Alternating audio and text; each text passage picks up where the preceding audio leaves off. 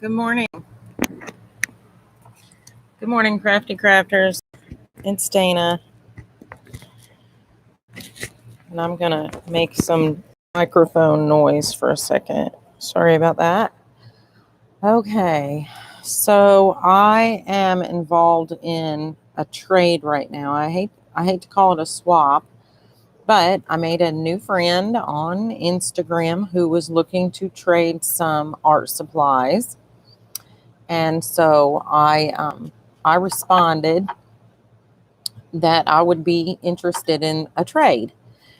So, in such, I had started pulling stuff out of my closet, and now I'm looking at all these trims and ribbons that I don't use. I really don't use this stuff a lot. If anything, I use like burlap more than anything. So, I had a system set up when I first started crafting, and it involved this box, which I decoupaged with just paper, book pages, and I had got a couple dowels and threaded everything on the dowels, and I would put the end of the ribbon on these. I made little cuts in this shoe box. It's basically a boot box. Anyway, and that would help me find the end, and I could just pull off what I needed and cut it. And I kept a pair of scissors in that box. Well, that worked for a while, up until I reached kind of what I want to say, maybe ribbon overload. So as you can see, I have several multiples of certain colors, and there's all kinds of textures and metallics over here on the end. And I tried to organize it by color. Well, this is as far as I've got. This worked well for a short time. Now I kind of have to rethink it. This takes up too much room. I had some of these sequined trims, which I don't really use a whole lot of anymore. But unfortunately, when I bought them in, they just came in a bulk. So I had originally started out with one of those scraps bags of ribbons from Joann's. And originally that kind of worked out okay because those are cut ribbons. But what I found was after you pull it out a couple times and grab stuff out and then put it back in, those become wrinkled up and crinkly. And they do work good though for snippets. And what I have found is I do a lot of ribbon tails on snippets or making little ephemera. So I use tiny pieces of ribbon at a time. I don't know that I need this much ribbon. I don't generally use more than enough to decorate the top of a tag. So that being said, I kind of need some ideas. And I went to Pinterest and I looked and I looked and I looked, and there are tons of different accounts of people that have ideas of the best way to store ribbon. But really, I just came on to see who was in the chat, to see who was awake. It is 8 a.m. where I am at.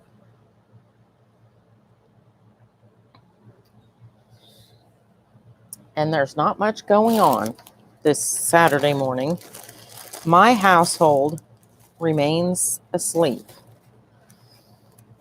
So I do think some of these are so pretty.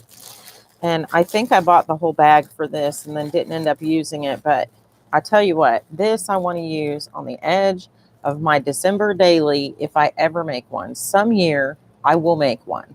Hi, Sue. And this was in that bag of ribbon scraps. Is that at Joann's? That's either at Joann's or Hobby Lobby. I can't remember. But this was $1.99. It's called a ribbon sachet. Actually, I think that was Joann's, but maybe not. Anyway, I really like these little gingham ribbons. And gingham always reminds me of your kitchen for some reason. They say the kitchen is the heart of the home. And I really love working on these recipe journals, and I think I'm going to do an update soon. When I say soon, it's like maybe this year. Go get you some coffee, girl. But I think what I'm going to do is I'm not going to fold the ribbon over a card because that tends to crease it. But I would like to somehow wind it up to where it is kind of secure and in a smaller bundle by itself, where I don't have to pull a whole bunch of ribbon out to get one piece. So I am thinking, and this may sound crazy, but I am thinking about using paper clips. I have an ample supply of paper clips, and I'm going to try a few right now and see how they work. So I'm going to grab some paper clips out of my closet here.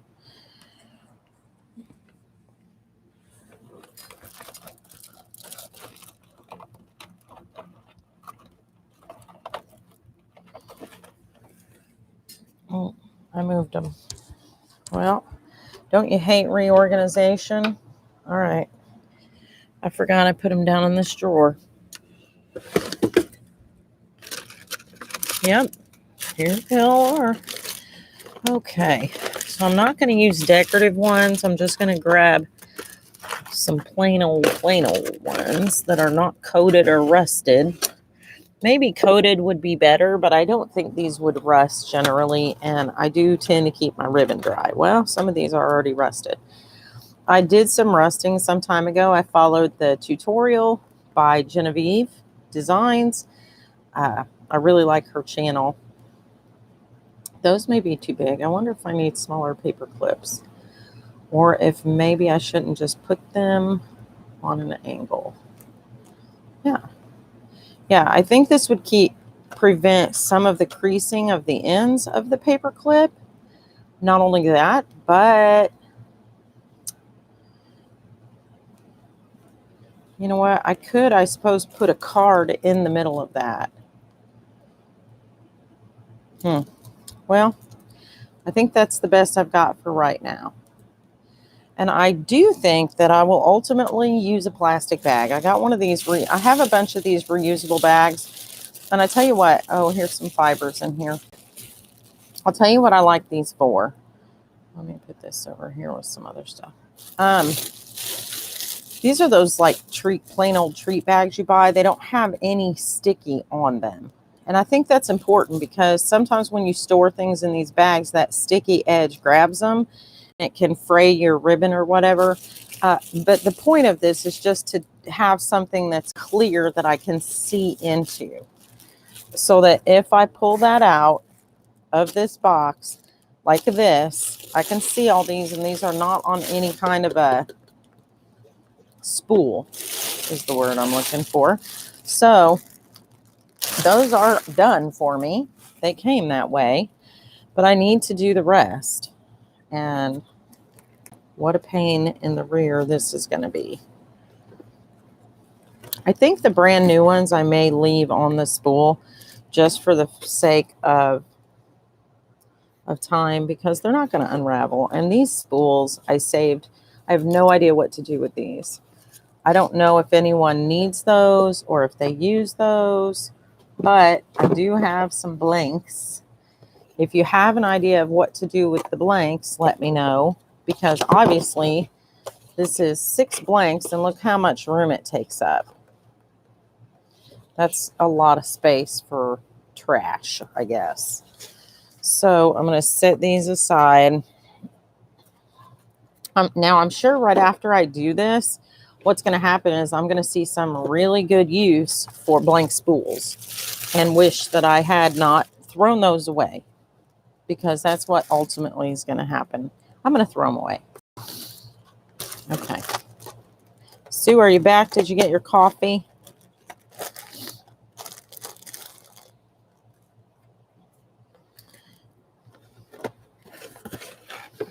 If you have a really good ribbon storage, please tag me in take a picture and tag me in it. Now, you can either use my channel name here. It's also my Instagram name. Dana's Making a Mess Again. I did make my account private because I looked at it the other day and I had a bunch of random people following me whose accounts appeared to be kind of fake. And so I'm not sure what the purpose of having a fake account and following random people is.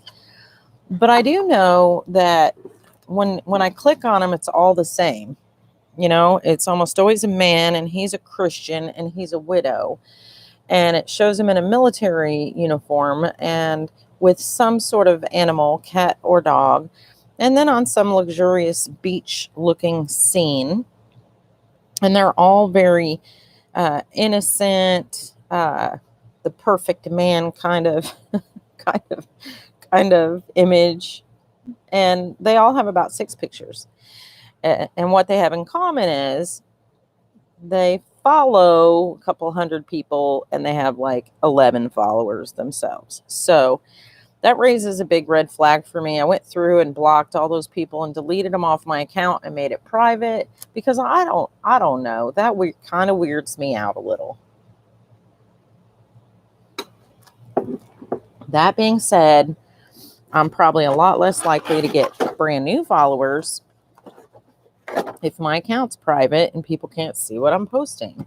And I know that's not the point, but I can't help it. It's freaking me out, man. Okay, so I think what I'm going to do is maybe I should just let this roll on the floor. I guess I could have vacuumed first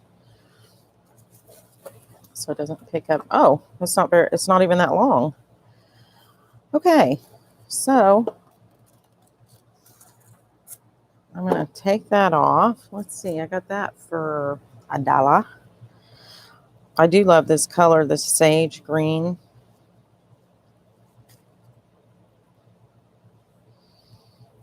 All right. So I have wrapped this around my fingers and can barely get it off. It's thicker than I thought. Maybe I will just paper clip one edge of this and then leave the rest in kind of an open style so that it doesn't unravel, but it's still where I can kind of mash it into this bag without it getting really tangled and wrinkled up. Like so. Because I'm pretty sure without these big spools, I can save a tremendous amount of space.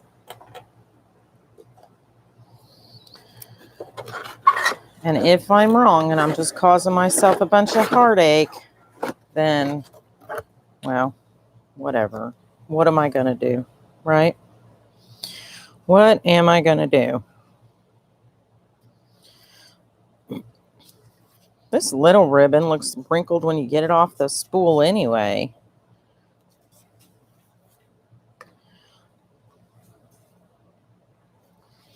There's way too much of this little ribbon on here.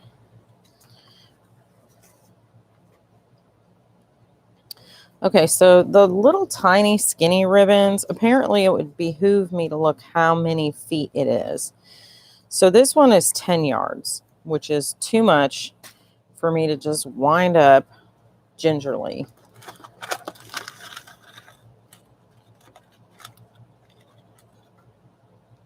I do, but it wasn't cheap. I did it a couple at a time with coupons. What did you do? Cheap? You got coffee with coupons, or you got ribbons with coupons? Or you bought, what did you, I forgot what I asked. Is that bad? Is that bad? That's how old I am. Yeah, this paperclip thing's not going to work on the tiny ribbons. Okay. So, that answers that. Yep. Not happening. Okay, so tiny ribbon. Oh, that's bubbles, isn't it? Okay, so what's next? What would be good to do with all this? Throw it in the trash, right? Well, no. Let's see. Donate it to the St. Patrick's Day celebration. All right, so maybe a tiny rubber band would work, but I think this will end up around a card, this little stuff. So I'm going to set that aside. Okay, so evidently just these bigger ones are going to, and this, I keep sticking this back down when I cut a piece of this off. I mean, look how long. Yeah, this is only 2 yards. So I think it's going to behoove me to just paper clip this together. Oh, yeah, this isn't long at all. And this spool is huge. So it is off the spool. Okay, so I've just kind of wrapped it around my hand, and I'm going to paper clip it on both. Actually, I don't think it needs both sides, but right there. And then that can kind of be mashed back in where it was for now until I get my system in place. Hi, good morning, Belinda Barton. How are you? What's a flip card? Oh, flat cards. Geez, I need my glasses. Oh, Dana, you doofus. Here's the problem. Oh, this one's longer than I thought.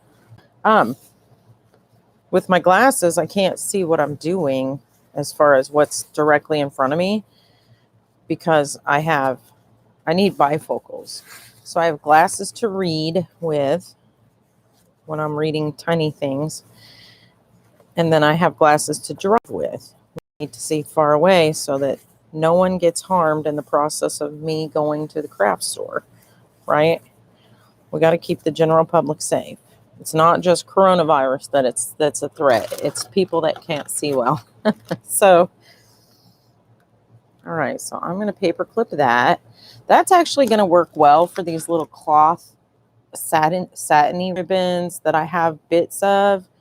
That's going to work really, really well because as you can see, if you pull one piece out, they all come out.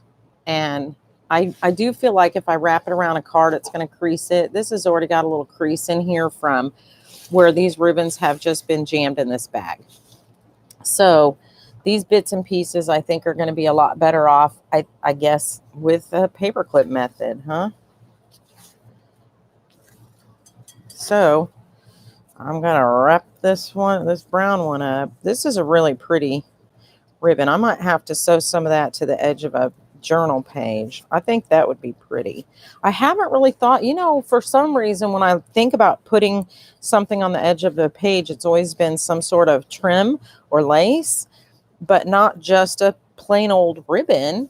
But I really think that would be pretty, especially with if it was white thread, or maybe a white ribbon with a black thread, or even this nice gray one. This is actually, I think that's kind of a taupe. But I think this will work nice because then they can lay kind of flatter but not be so creased, right? Kind of be still not smashed, I guess. Is that I don't know. All I know is this, I got to do something with this mess. Belinda, what's your poison? Are you a crafter? Are you a journaler? Are you a planner?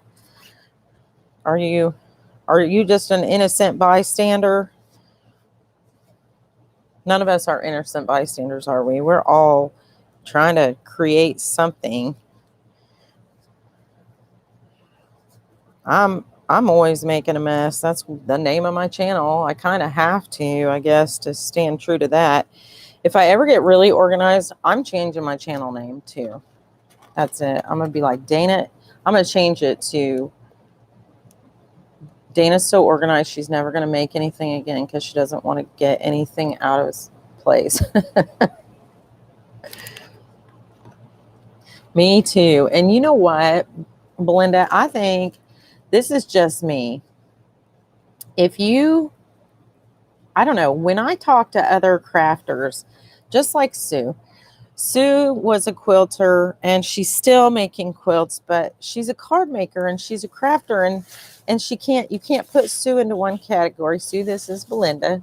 The other person on my chat there is Sue. And I've known Sue a while, and you know what?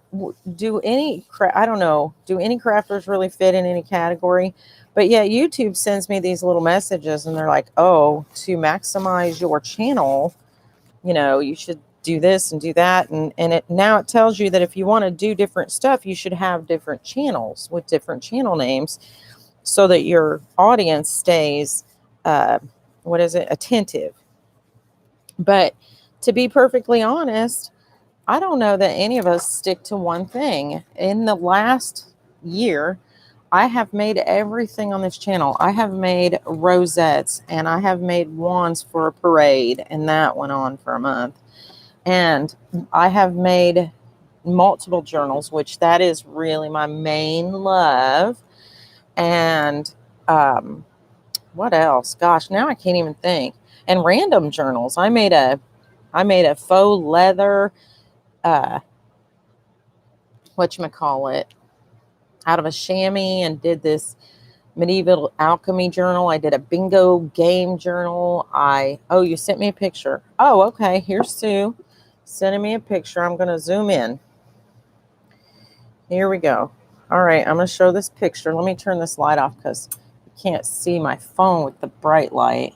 So there's Sue's ribbon organization. Aren't you smart? Okay, so I should do that, shouldn't I? And it's just box lid or cardboard in between. Well, when I saw Gail Augustinelli's ribbon storage, I was just like, oh, you don't have a channel? Well, I don't have much of one. I'm always on here. Sue just started her channel, and she's already got like almost 100 followers. I started a couple of years ago, and I'm just not even quite, like, I don't even have 200.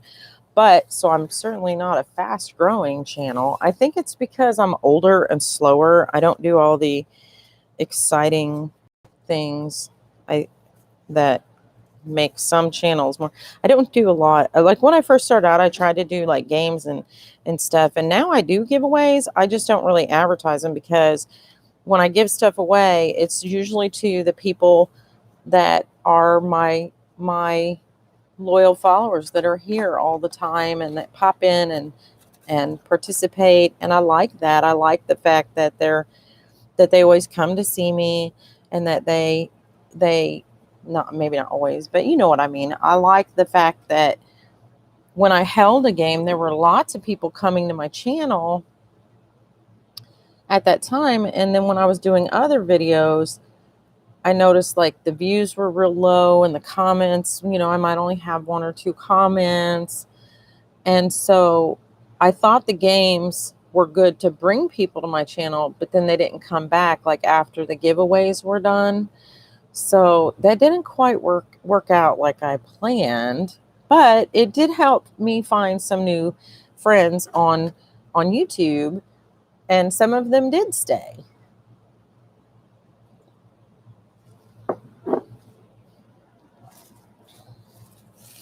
So you win some, you lose some, right? This is kind of, I don't know, I might toss that. That's kind of dirty. You know what? Let's coffee stain that. That's what we'll do. All right, this one's nice and white. I don't know how that one got dirty, but it did. So we'll just put it in some, oh, I still have some avocado water. I threw some, last time I saved avocado water, it mildewed. Belinda, do you coffee stain or avocado stain? I just started doing this. I've seen people do it all the time. And so I learned a couple of really important things, and I will share them with you right now. You don't have to wash off that seed or that skin, girl. You can just throw it all in the pan, even with some chunky little bits of avocado on it. I let the water simmer probably, I don't know. I kind of forgot about it. So it was sitting on low. It was like at a real low. It was steaming, but not really boiling. Um, it was right on the verge of it, but it was sitting on the low for probably, I forgot, gosh, I want to say like 45 minutes to an hour. And then I just turned the stove off and went to bed. The next day when I got up, I was like, oh, look how pink this water is. Let me try it. And so it did turn my paper pink. And I was like, oh, that's so fun. Well, I didn't really have time to do more that day. And so I had put it in a mason jar and went to work and went on, about my business. A couple days later, when I had a day off, I was like, oh, let me get that avocado water and see if I can dye some more paper. And it had a film of mold across the top. I hadn't thought to put it in the refrigerator. So I was like, ugh, okay, let's toss this. So then I had an avocado go bad. Oh, you make a lot of flower arrangements? Oh, nice. So I bet, do you use ribbon in all your flat? Do you use a lot of the big, like, do you mean silk flowers, or is this your job? Do you work at a florist, or is this your craft? Or it could be both. Wouldn't that be fun if we could all get paid for what we love to do? I still say when I retire, I'm going to get a part-time job at Hobby Lobby for 2 reasons. 1, so I can get a discount, and 2, so I can see when the markdowns are. So, because I keep missing those. And then when the clearance sales come up, I see, 80 videos of, oh, I hit the clearance sale at Hobby Lobby. And that's like the month when I have the most bills, or the time when financially I'm like, yeah, can't do it. Can't go.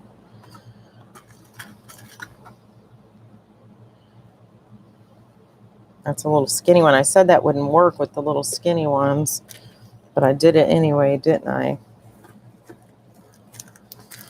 Okay, so I guess with the little skinny ones, I am going to have to put some sort of card or paper in there.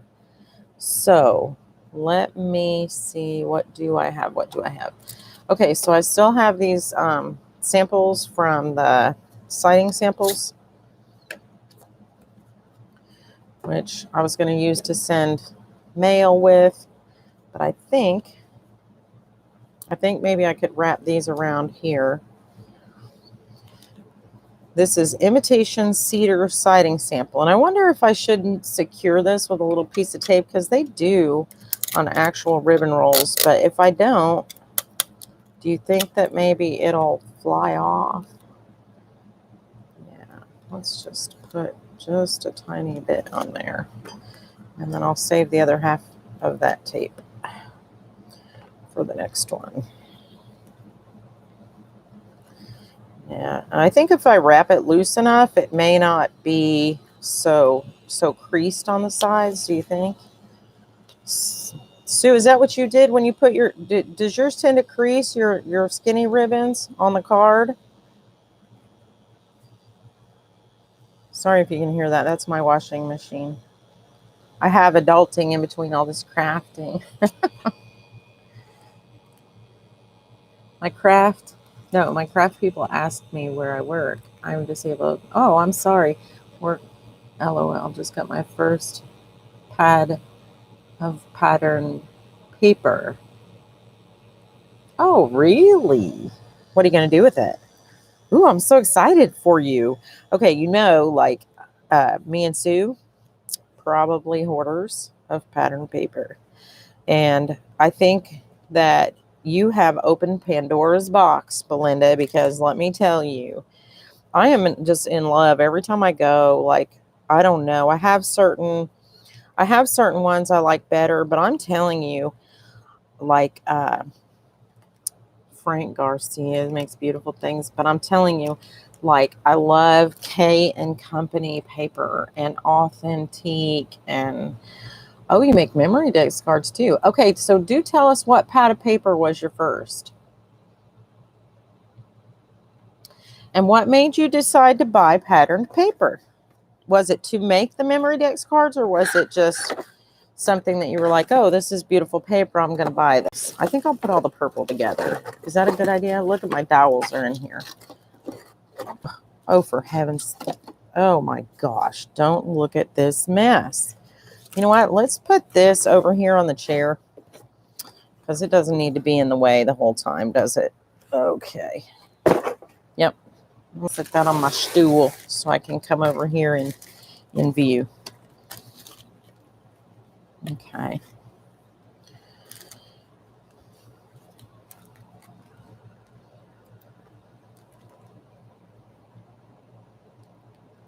It's value paper. Nice. So you got an assortment of things. Is that right? Or is that like the Michaels types? So Sue makes memory dex cards, and I'll have to reach up here and show you the few I have. I have a few. I have made a couple. I have a video of one in particular that I made for Denise. Her channel is Photos by Jersey Girl. I sent that to her, I believe. Let's see. Or did I send? I don't know. Sue, I missed your message. I'm sorry. What? Let me scroll back here.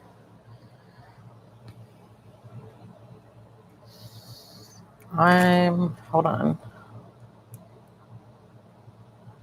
Well, I don't see that. I didn't do cards. Yes. Okay. I didn't go back far enough. Is it a phone message? Because my ringer is down. I'm sorry, Sue. I'm easily confused.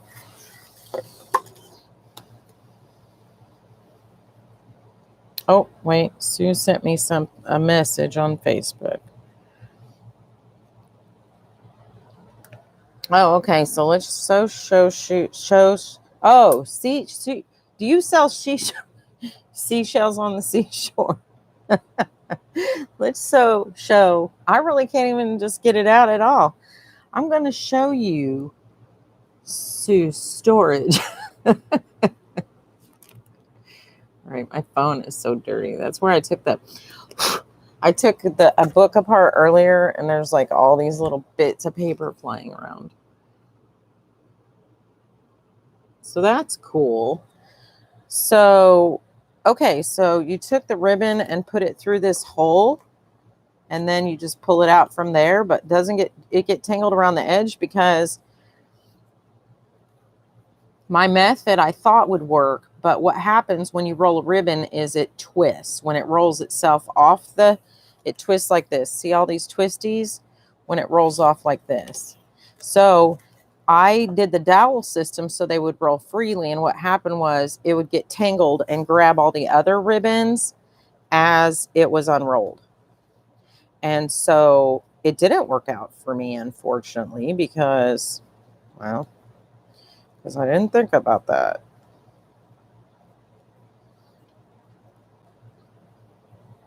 The second picture show that I only got one, honey. You gotta, my phone's old. I have the phone that Jesus carried, remember? Ooh, we got to the end of the purple row. All right. So does anybody know of anything good to do with these silly cardboard spools that I'm going to accumulate really fast today? Let me cut this. I hate that.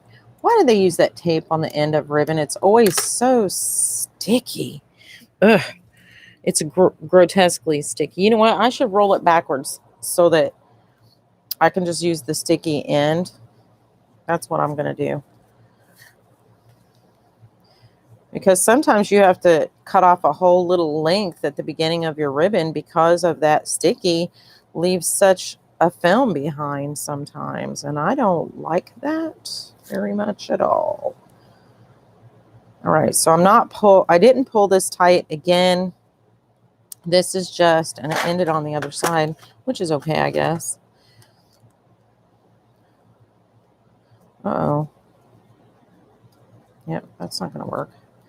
Okay. Well. So I have to do it that way. Okay, so I probably need some really tiny paper clips to capture those tails. Yeah, I don't know how well this is going to work either. Ribbon is kind of now see, this is 10 yards. Ugh, I wonder how long that's going to take. All right, so apparently I dropped it. Apparently I've used a few yards. Oh no, it was caught. Well, I'm going to use what sticky is already on here to stick it on here. But I do like my purples to be together because purples are kind of hard to match. So if you have them all together, you can kind of see what your best match is while you have it on side by side. Purples are kind of awful, aren't they?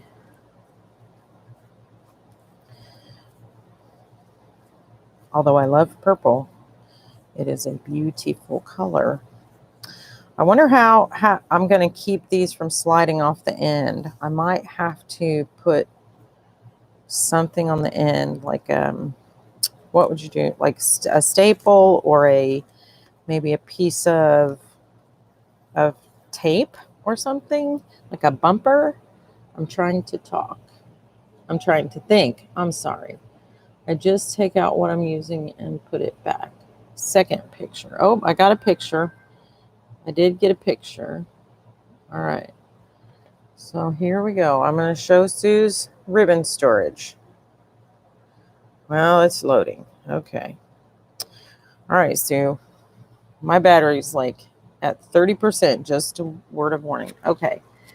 So, she's got them in sleeves, it looks like.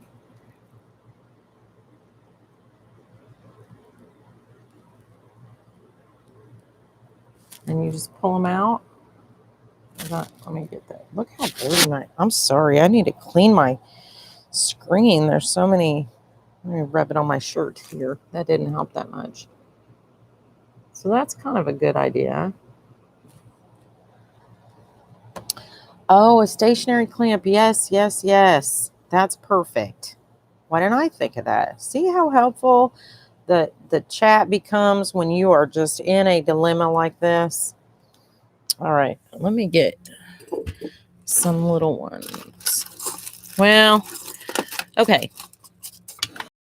Unfortunately, right now, all I have are these fancy gold ones, but that's just because I love going to Office Depot. But I do think that's going to be uber helpful on the ribbon front. Oh, all right. I really hope this is worth my time. I hope I'm not wasting it. Not that I have something better to do at 8 a.m. while I'm trying to get my laundry done, but because I have to work tonight. So that kind of stinks. But somebody's got to pay my electric bill. Unfortunately, I can't seem to find anybody to buy me gas or food. Dang it. Sorry, I won't interrupt anymore today. No, it's okay. Interrupt all you want. I'll plug in.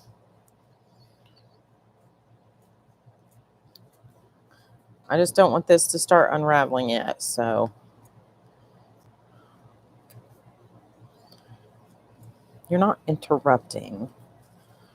You're interjecting. Hey, Any help that you can offer me is never an inconvenience. Uh-oh, whoops. All right, I'm off screen for a second to kind of unravel these little twisty bits.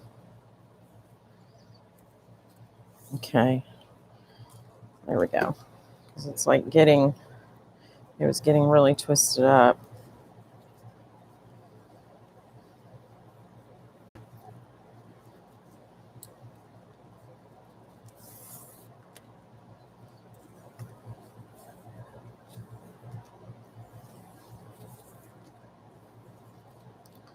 It's kind of hard to wind ribbon loosely. I think these 10-foot rolls, number one, I probably should stop buying quality long serious ribbon spools.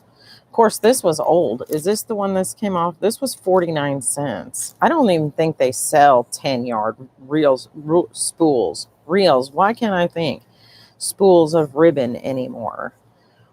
I mean, yeah, probably at Hobby Lobby and the better fabric stores. But most of the time, I buy a lot of ribbon at the Dollar Tree. Okay, so that bulldog clamp is going to work perfect. I wonder if I should put one on this end. You know what? I will, just because I have extra right now. I do need to go buy a container of the black ones. The gold ones are like, for this, they're like, I don't know. There's 30 in here. This is like $4 more, I think, when I bought it, which is kind of pricey. Kind of pricey. This is going to go into Christmas stuff because I still say I want to use this for a December daily. And then we've got black. All right, and some gold. So let's see what's next. I don't have that much black ribbon. I think with the black, with the brown. Let's see. I saw a few bits and pieces. Yep, this is a very short piece. So that'll probably go in with some remnants. And then I have a very skinny piece, which is 6 yards, but it looks like it's about spent 2. So this should be easy to do a dark card. I think for the thick ribbon, I don't even have to change the method on that. I think that thick ribbon would be okay on its own. This is probably, 2 feet? I guess I could stick it on there. Look how old that is. They use masking tape for that. Those are, what's this say? This is organdy.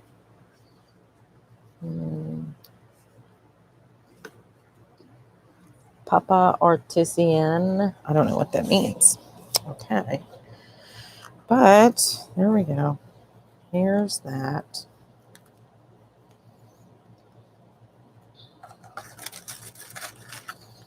Oh, there's a rusty bit. I shouldn't have mixed these together. I should have kept the ones I rusted separate. You know, these really do take a long time to rust these. I left them in the rusting solution probably, Lord, I don't know. I got distracted. What? Tell me what I missed. Tell me what I missed. I'm sorry. Hey, it's not hard to distract me. You know this. Everyone that comes to my channel, I think, has figured out I'm a little bit airheaded at times. I don't mean to be. Memory dex cards. Oh yeah, I got to show her the memory dex cards. Okay. Yes. Let me wind this up. This is a short piece since I'm already started here. Now, what I'm going to grab is my box of friend stuff. And I have a few things hanging up here that are just like cards and stuff that are really special. But the rest of my items kind of go in my little friend box of things that my friends have sent me. So they're kind of mixed up with other stuff right now. I do not have a memory dex box, which I keep saying I'm going to make one because I'm too cheap to buy one. All right, I'm taking my microphone off because it's in my closet. Hold on. You right there? I move my chair. Send it in. All right.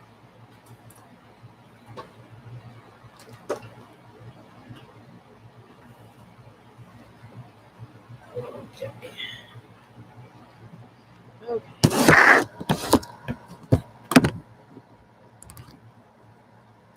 Here's my box of goodies. All right, so let me get several of these out so I can show you what I've got. Okay. First, we'll show you Sue's, which is, oh, wait a minute. My bird got turned over. Okay, here, let me turn this super bright light off so you can see this better. This is Sue's Memory Dex card. She has inked the edges in green. She's made a little stand, punched a little stand out of patterned paper for this birdhouse, which is a shaker.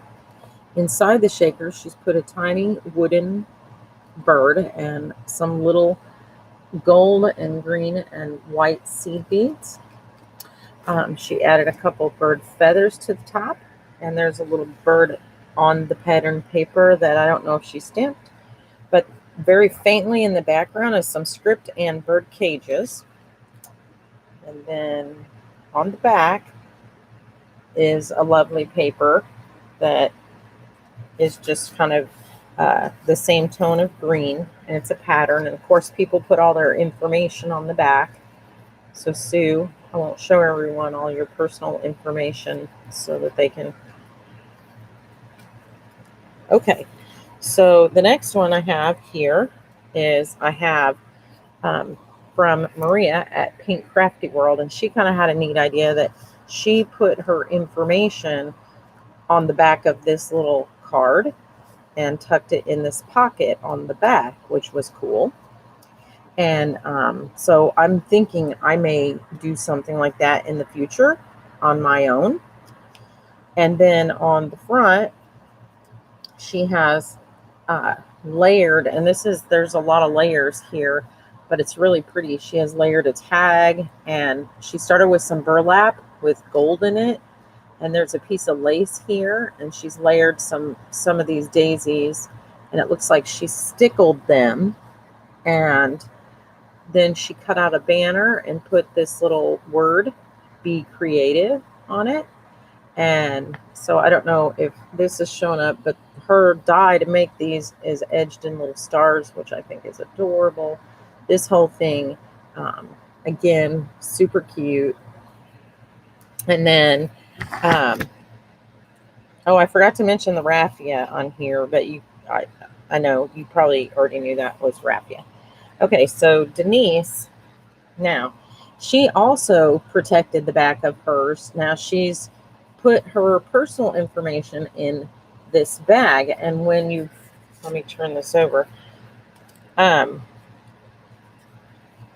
This is inside the bag. There's two tags, and they look like this on one side, but her personal information is on the back of those, and those tuck into this little sweet little bag.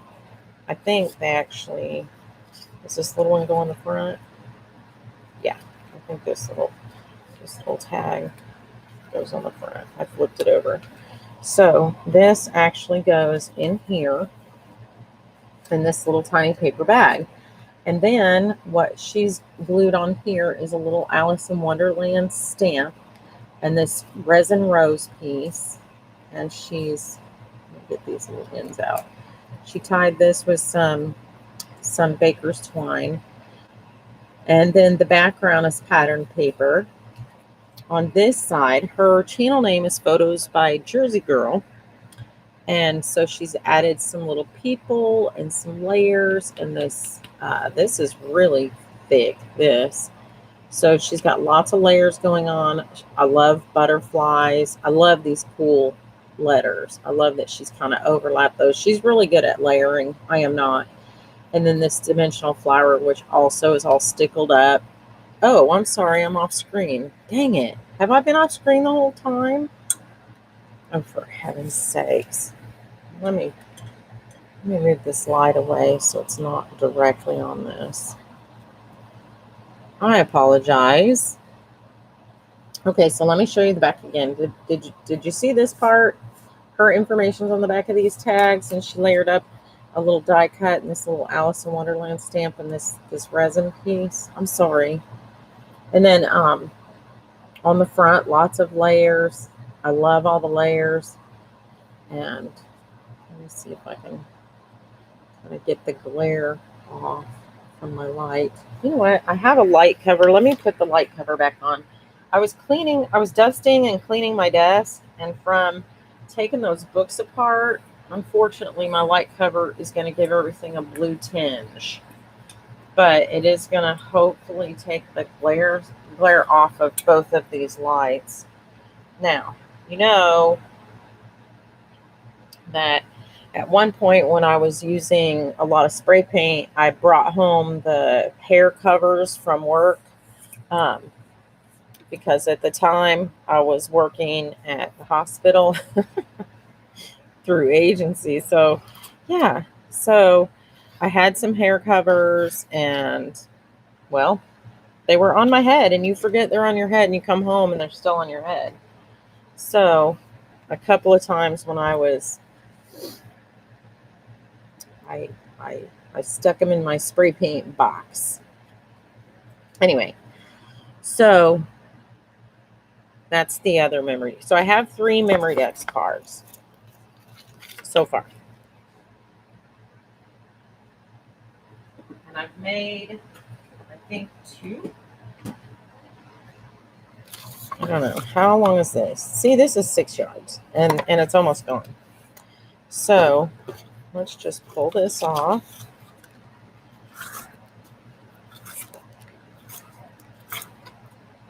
Yeah.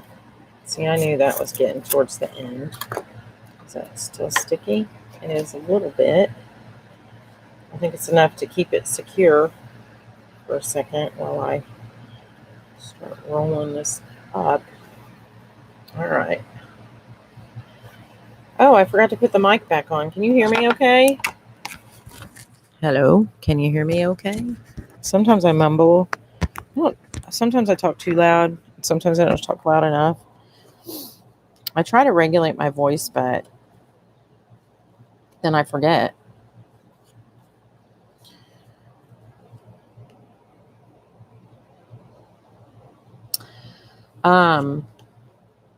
Planks, I think what they do is they just cut the, some people have got them, like you can buy them at the craft stores. A lot of people, I know AliExpress has a lot of them. A lot of the, like scrapbook.com, I think has some different, I think I even saw some on Etsy and eBay and Amazon, because they're kind of, they're kind of scattered now. A lot of companies make a lot of different designs, but what they do is they take and die cut a couple of layers or more, or they use the small rectangle punch. I've seen people just use a hole punch and cut it out too. You don't have to have a Memorydex punch to make a Memorydex die. You can use the circle punch and just cut that about where it's supposed to go. Or you can buy old Memorydex cards at the office supply stores and use it for a template. But it is easier with a die. It's quicker. I won't lie about that. Excuse me. All right. So there's all my black ribbon. And I'm going to put that over here. You know what? I think what I'll do, maybe, is just put this here, and that'll kind of keep it secure and from sliding off, maybe. And I don't think this will slide off. I think this one's pretty I don't know. I don't know. Maybe I could kill two ribbons with one clip. What do you think about that? So I could put the ends of both of these two together and put one clip. Yeah, these will definitely work better because that little snippet piece there, I won't have that much longer. I'm sure that'll, in fact, you know what I should do? I should just take that off and put it in my basket to make snippets. That's not a bad idea. I've been grabbing all my little bits and pieces that I find and throwing them in this snip. And that's what I plan to do with this ribbon box. I plan to, once it is empty, I hope I can fit my ribbons into this basket. I know that sounds crazy, but I'm really thinking that they will fit in here. And between that and the clear plastic bag, yeah, I hope. Fingers crossed, right? I wonder if this could go on. Yeah, that could just kind of slide onto there with the dark colors. Okay. So far so good. Let's get this big roll out of here. This big mama. This is a Dollar Tree, and I'm sure it's like, what, 6 inches or something. Oh, this says 9 foot. That's not bad. And I've been just pulling it out the side, but it gets glitter everywhere. I'm sorry they put glitter on this burlap, but this burlap unravels so nicely and easily that I really appreciate that it's so cheaply made, because I like to unravel all the edges, and you can cut it into whatever shape you want, and that's super fun for me anyway, because I can be a little bit more creative with this ribbon and cut it into the shape I want and then fray the part I want. So super fun to make broomsticks out of this at Halloween too. All right, let me catch up on this chat. I really could use the help. Heidi Swap has a kit out with boxing cards. Do you have an IG? Yes. Do you want to share here? I will find you or Dana. Yeah, and my Instagram, I can type whatever in you want, Sue. You want me to type in your Instagram for you, or are you doing that? My Instagram is Dana's Making a Mess Again, just like this channel name. And so my first name is Dana's Making, and my last name is A Mess Again. But I usually say it like, again.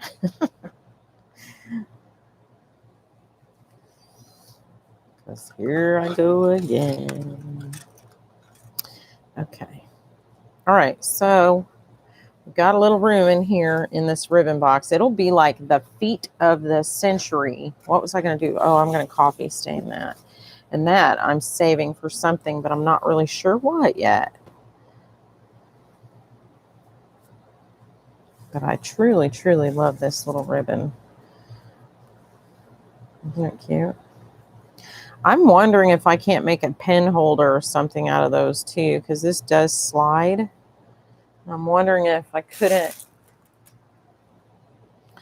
use that later in a journal to use it as a pen holder if I really secured the ends good with like maybe staples and cover it with some paper. So I think that's what that's going to be. That's going to be a pen holder.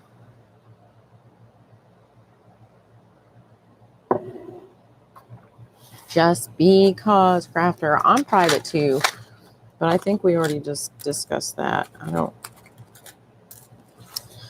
know. I was weirded out by all the strange men, all the strange widowed military retired good-looking men that kept following me. I think that's a little too good to be true. I'm not that cute. It'd be different if I was like Hottie McHot, you know.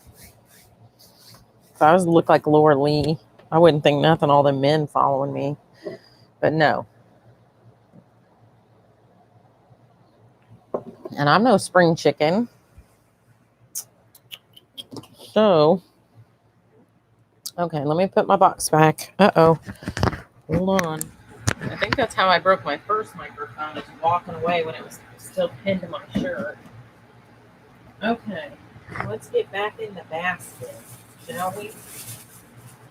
Let's move on to yellow ribbon.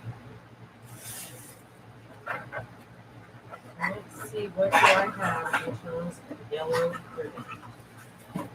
Tied yellow ribbon. Got a sheer organza one in here. And I have two more. That's great. It's greenish yellow. Well, I suppose if it's greenish yellow and it'll fit, how many yards is this? Oh my gosh, this is 18 foot. So that is 9 yards. I don't know. I might just see if we have room for that at the end. Okay. I'm not trying to. I'm not. Is 18 foot? No, 18 foot is 6 yards. What's 18 divided by 3? Yeah. Oh, okay. I can't do math. Oh my gosh. Are you laughing at me? She said, oh, stop.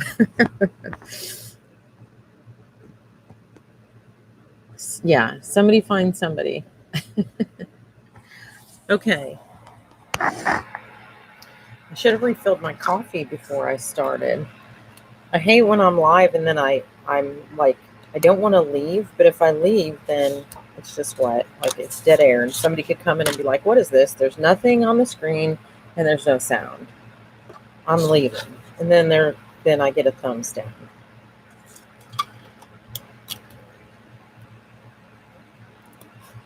I'm like, whatever. Fine. Fine. Don't let me take a coffee refill break. All right. How many feet is this? I forgot to look. This is 5 yards. But I think I've used this polka dot quite a bit. So it's Saturday, and a lot of the world has the day off. However, I do not. I pray that the coronavirus does not come near me today or any day. But if it does, I guess I'm in the best place for it, huh?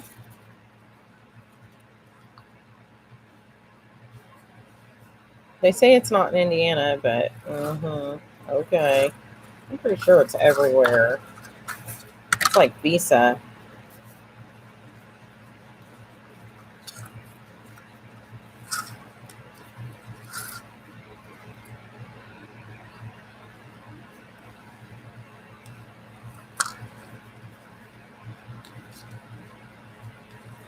This is kind of getting thick on here. I should have wrapped this long ways, shouldn't I? Oh no, then it'll probably slide off the edges.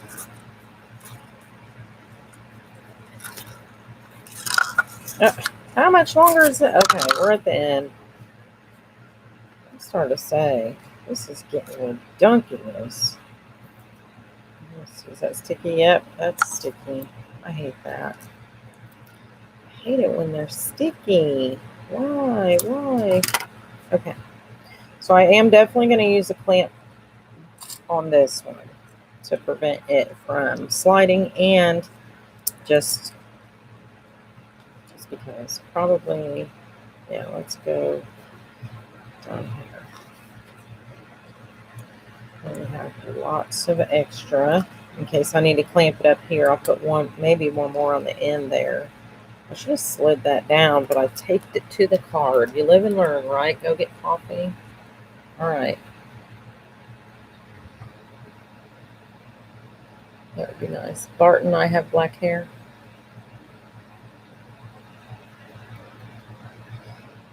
Is someone implying I'm a blonde? Because I was also dark-haired before I went gray.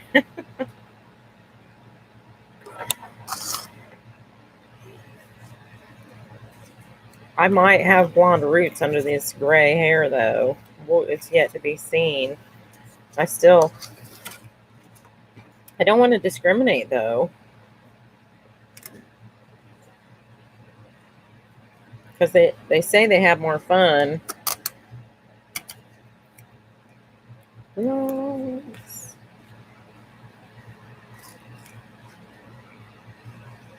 I love the Dolly Parton quotes where she says, "I'm not blonde and I'm not stupid." Do you remember that? You remember seeing Dolly Parton? Somewhere I saw Dolly Parton quotes the other day, and I never heard a lot of them. Um, but when I kind of skimmed through them, I don't know. I think maybe it was a post on Instagram. I don't know, or maybe Facebook. Who knows?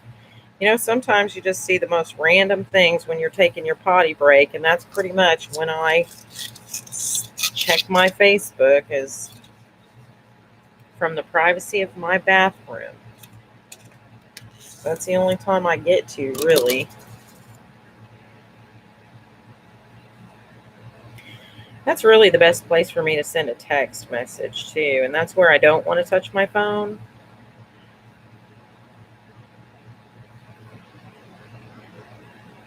But every once in a while, I take a step aside and go into the ladies' room so I can answer a text at work. I am going to go get coffee because it smells so good in there. It's floating in here, and the kitchen's not far enough away for me not to smell it. I need to move the pot in here.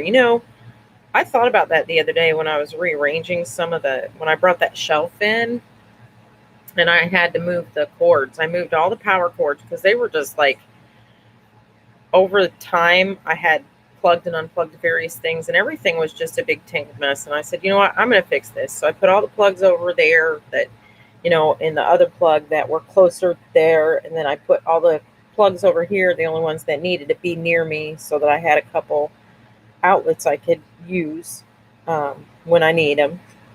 And so at that time,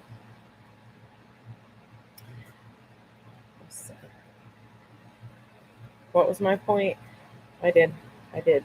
I started out with a point. Oh my gosh. What was my point? Oh, I was going to move the coffee pot. Yeah.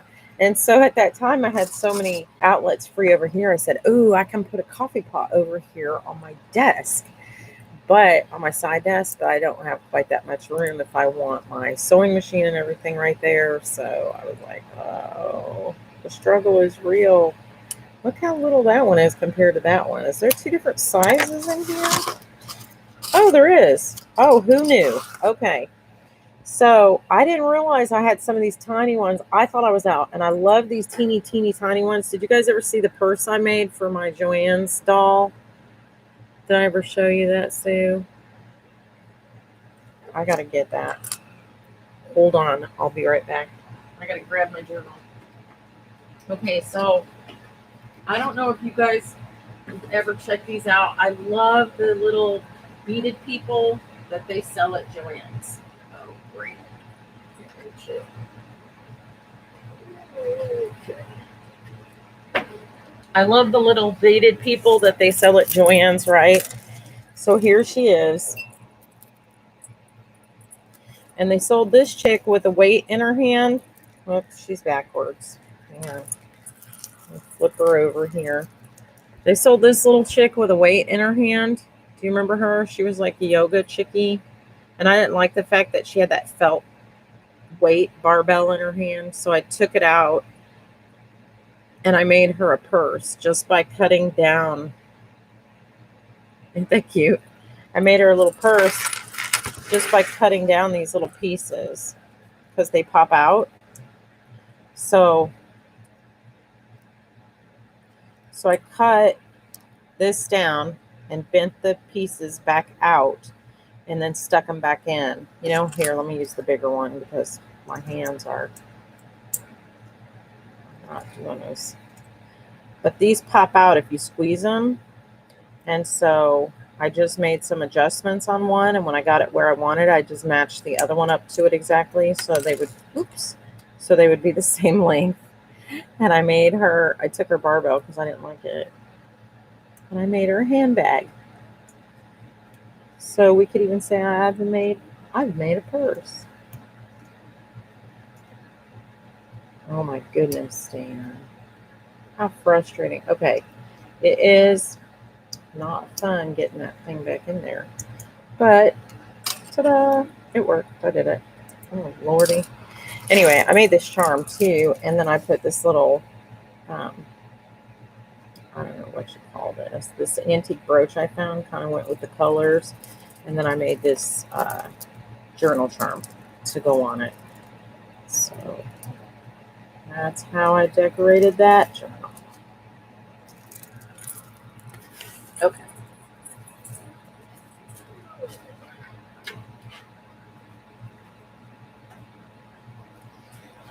Okay, I am going to run and get a cup of coffee, I think. But we are almost done with the yellow. Look, we got 2 more of these out. And it doesn't look like it, but I am starting to make a slight dent in the box. So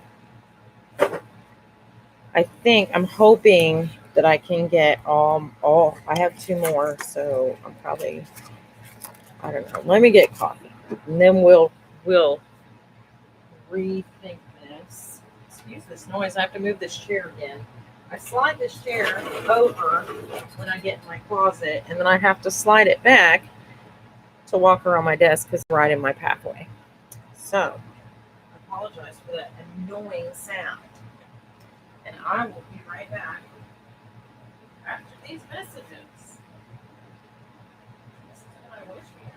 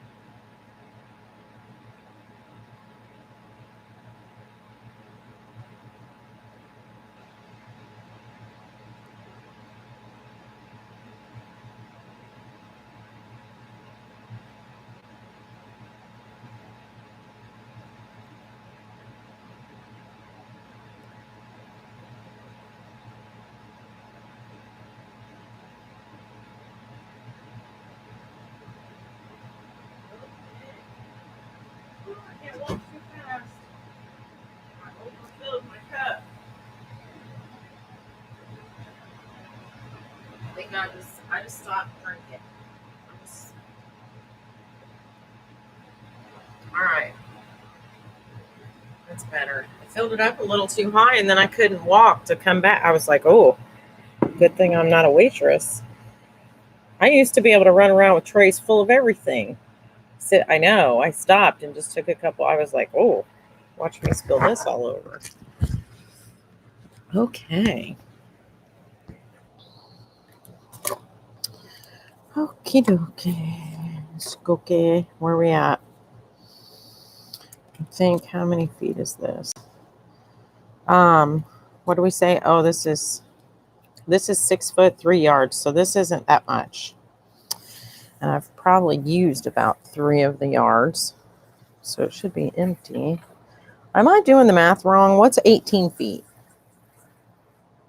Because this seems like a lot more than 3 yards. Yeah, this isn't going to fit on here. And again, this sticky bit. See, look at this at the end. You can't get that off.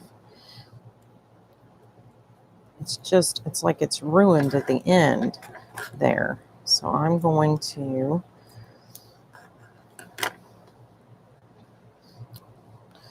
ruin a little bit of it by gluing it down or taping it down, I'm sure. But who knows if I'll ever get to the end of this. So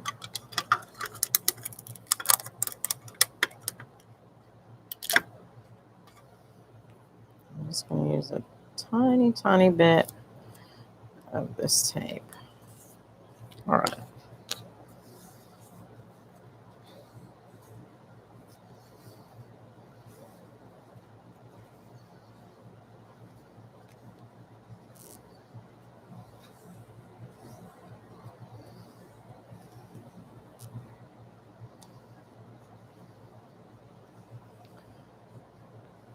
Belinda, do you sell your flower arrangements?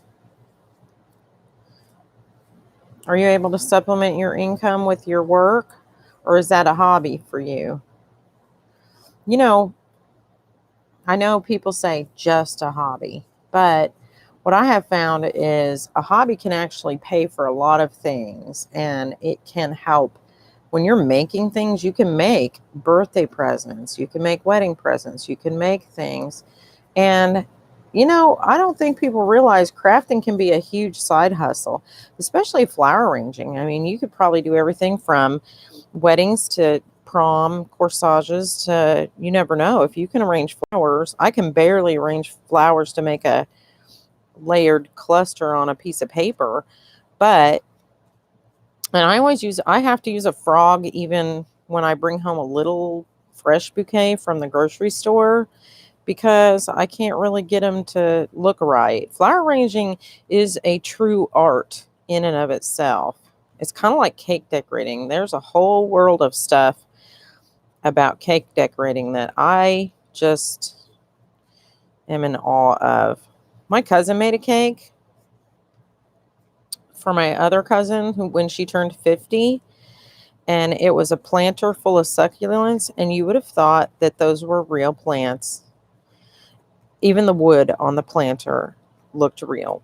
Like, she did the most amazing job. I was just, I was kind of awestruck.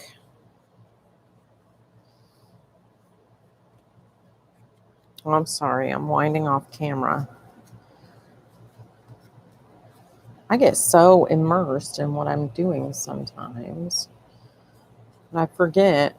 I forget I'm not just on a, Skype phone call or something.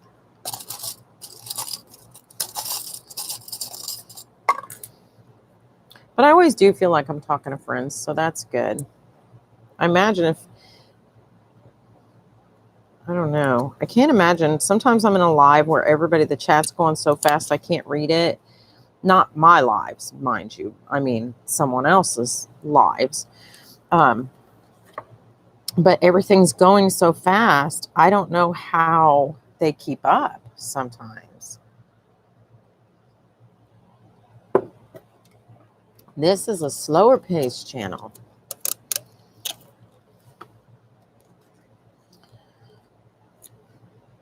And I can barely keep up with the chat on it. I should look up more, but I also should get bifocals. I'm going to have to commit this year. I'm going to have to, this is tiny. I shouldn't have tried to take this off. How long is this? Oh, good. This is an Ofray ribbon. Oh my gosh, it's 10 yards. Well, hopefully I've used a lot of this. I think I used a lot of this yellow for my, for when I did the wands. So I'm pretty sure this is about used up from the looks of it because there's a lot of edge space. So I'm going to guess that this is on its way south.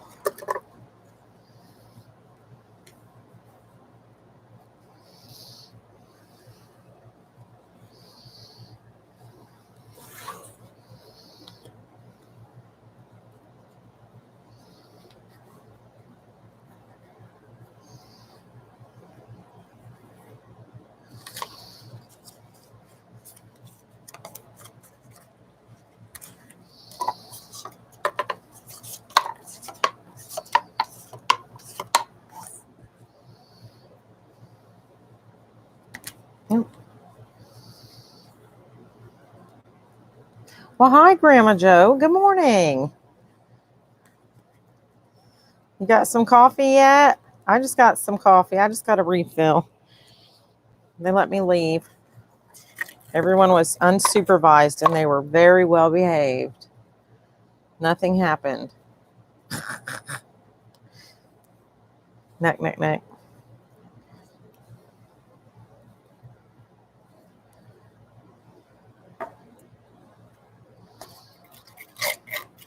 All right.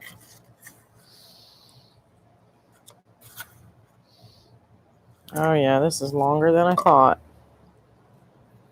Looky there. This might have been a bad idea. That's one of the ones I should have left on the spool. I'm going to have to read these better. Apparently, I used to buy some really high quality ribbon. And you know where I found them was at the grocery store. We have a store called Meyer, not Fred Meyer, but it's spelled like Meijer, like Meager.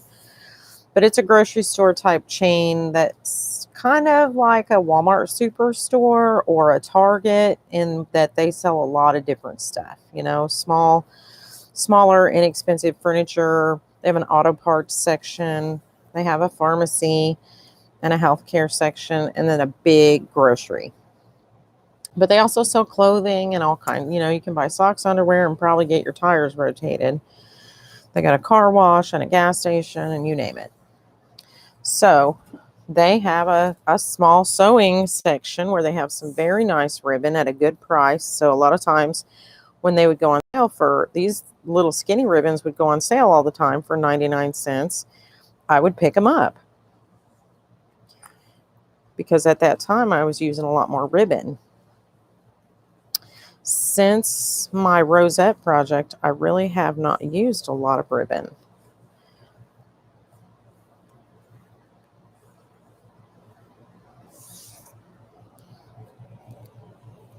All right, get you some coffee, Grandma Joe. We'll all have a cup together. A cup of Joe with Judy Joe.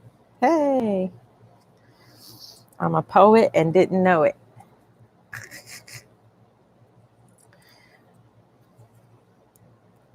Waka waka.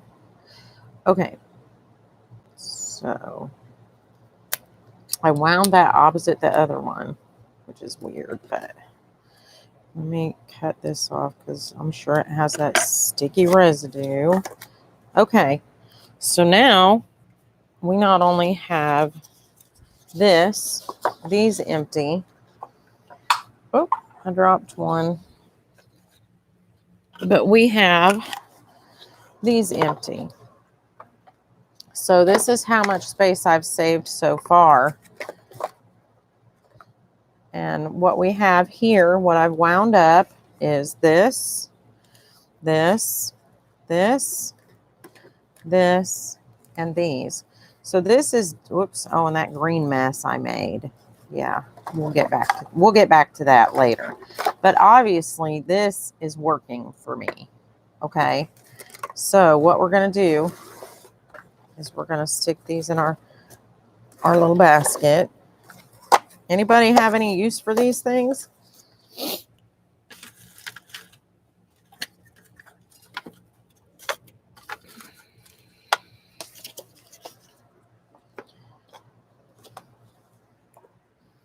I don't know what to do with them.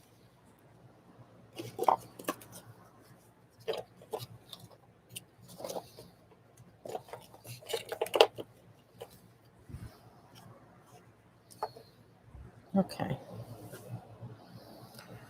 Okay, on to the next color. Here, let's save this little snippet for our snippets basket. So I put this over here with my snippets stuff to go in that. All right, let's do, I got orange. So that's kind of all over the place. Ooh, that almost went in my coffee. So let's see. We got orange there. I've got an orange here. And I've got a reddish orange. Let me see. Well, actually, I think that's an orange. Maybe not. Yeah, okay. So let's see, how many feet is this? I still feel like winding it around one of those cards is going to save a lot more space than these. This compared to this, I feel like. But I really hate to do all the work that is required to wind these things. But I'm trying to be, at least you guys are here to talk to me while I do it. That's cool. Oh, Belinda, you're talking to the right person too. Sue makes awesome cards.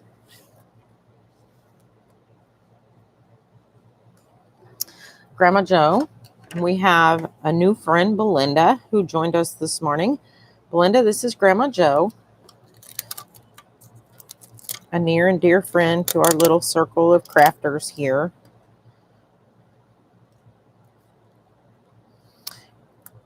Now, Grandma Joe does a lot of stuff too. Grandma Joe does yes, she paints and she designs fabric, and she has a shop space where you'll have to put your link in just in case she wants to check it out and check out your fabric. And so Grandma Joe does mixed media, and I see her a lot in the morning hours, like now. Grandma Joe is one of my morning early birds. So she tends, and Sue, see, Grandma Joe's like in the same time zone as me. Belinda, what time do you have? See, here it's 9:20. And I think that, I don't know, is it 8:20 where you're at, Grandma Joe, or is it 10:20? Or are you the same as me? I don't know. I think Grandma Joe's pretty close, but Sue is like at 3 hours off because she's West Coast. So Sue, it's really early or really late. We don't know because Sue has insomnia and she just comes on at all hours. She sleeps. I don't know that I've ever known her to sleep more than like 3 hours. That woman is like never getting the sleep. Me, I do the opposite. I fall asleep and I'm like Rip Van Winkle. I like to never wake up. And then when I do, I want to kick myself because I've got a headache from sleeping too long. So I'm mad that I didn't set an alarm. It's 8:20. Oh, so Grandma Joe, you're on the same time as me. So Belinda, you must be Eastern. Yeah, I am. Is that sticky? It's a little, let's cut that off because that does look a little sticky. Okay, or I mean feel a little sticky. I say look, but I couldn't see anything on it, but I could feel a little residue. Okay. Oh boy, this looks like I've used a bunch, and I have made some Halloween things. So let's see what yep, this isn't too long. Oh, so that's good. This is kind of a blessing there in disguise. Oh, that's sticky enough. It should probably just stick to the card. Yep.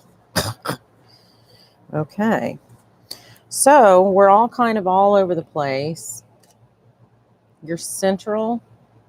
Oh, yeah, that would be, I'm going backwards. Okay, I forgot. Central is earlier. So you're central, and then what? Mountain, and then Pacific is all the way west, and that's Sioux.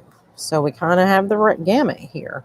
Okay, you guys, you have Sue is in the midst. Sue's from Seattle, and she's in the midst of the coronavirus outbreak in her area. And so I have continually ordered her to stay home. Yeah, I keep telling her. So we got to keep Sue in our thoughts and prayers and wish her all the good vibes and all that. Whatever it is you do, please do it for Sue.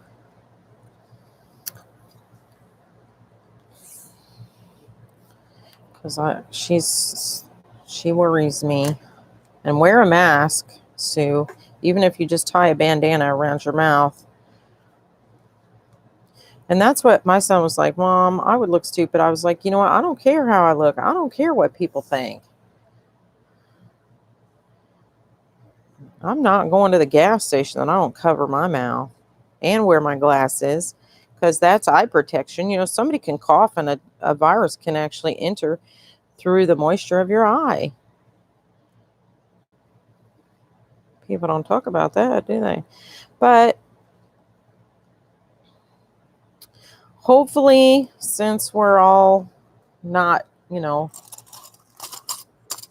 elderly and immunocompromised and all of the things that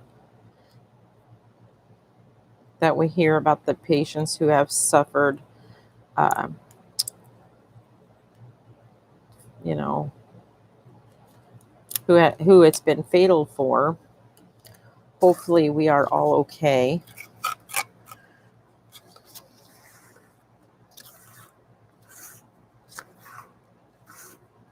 Oh yeah, this is way longer than I was hoping. Okay, maybe I'll wind that back up and revisit that, because I'm not sure I use a lot of orange, and since this is very close to that, I might just pop this in my Halloween box. I don't know. I do like orange, but this is so small. This is really more left over from the streamers of the tassels and things that I made for the rosette wands when I did the parade last year. So that being said, I think I'm going to secure this back onto this roll for a second and keep it moving. Fingers crossed, right? Okay. Yeah. And I think just for the sake of it not flying around while I'm reorganizing, I'm just going to put a tiny piece of tape on that end. Yeah. Okay. All right, on to the next color. Well, hi, Kim Claflin. What's shaking, bacon?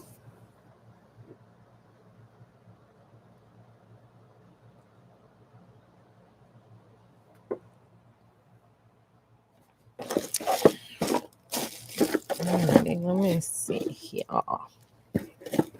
I think I'll do, I don't know, gold. Maybe take a look at these metallics next. Because again, not sure I use a whole lot of the metallic or iridescent stuff that much. Well, actually here I have this. Okay, so I'm going to separate this. This is like kind of iridescent, but it's like off-white, isn't it? And this is kind of gold. So let me see. This is really iridescent. Okay, so this is like multicolored iridescent. And this is 5 yards. And I think I used a lot of this on the wands already. And I have one other, oh, excuse that noise. I have one other iridescent color. Why am I not seeing it?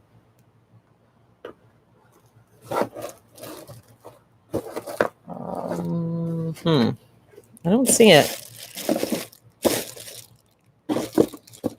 Well, maybe this. Is this it? No, this is. So maybe I should put the organzas together, the white and the beige, as opposed to the metallics. Oh my gosh, I have white ribbon all over. I have a lot of white ribbon. All right. Oh, this goes in here too. Oh.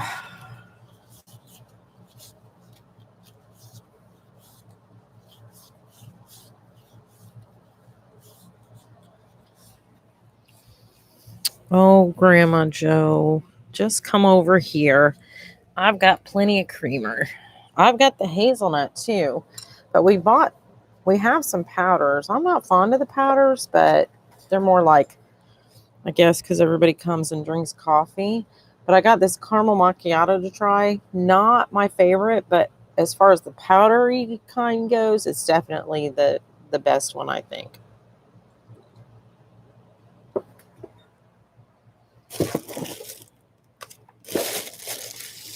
Yeah, I don't know what I did with the other color.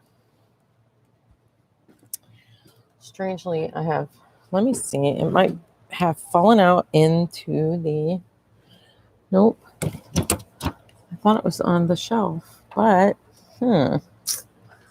No such luck. Oh, there goes my fan. Good. We're about getting ready for takeoff. Okay.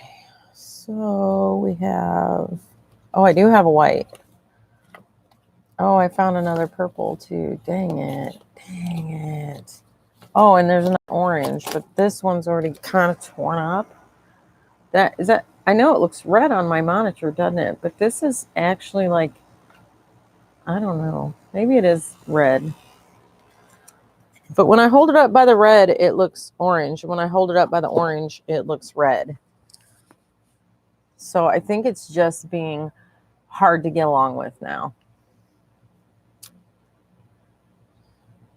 Yep. Yep. That's what it is. It is. All right. So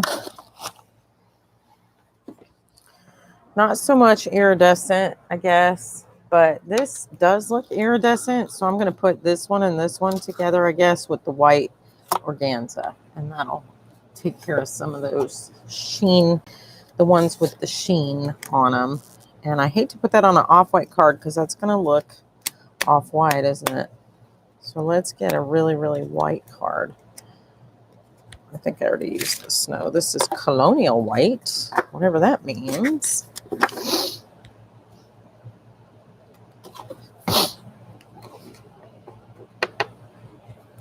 Given that they not paid taxes all year long. Amazon didn't pay their taxes?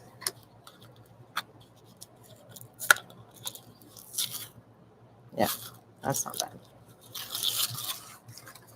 Oh my gosh, this glitter is going to go everywhere.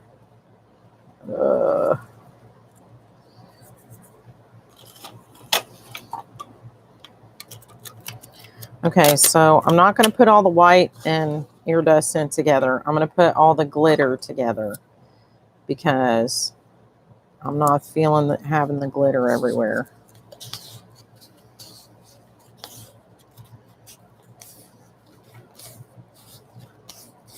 So what are these taxes that you speak of?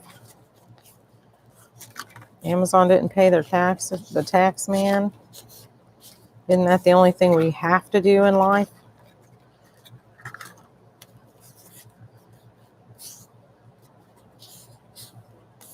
Because they'll come after you. Amazon or not. Right? We pay taxes. They pay taxes. Given that they not paid taxes all year long, they can afford to get packages. They pay taxes. We pay taxes.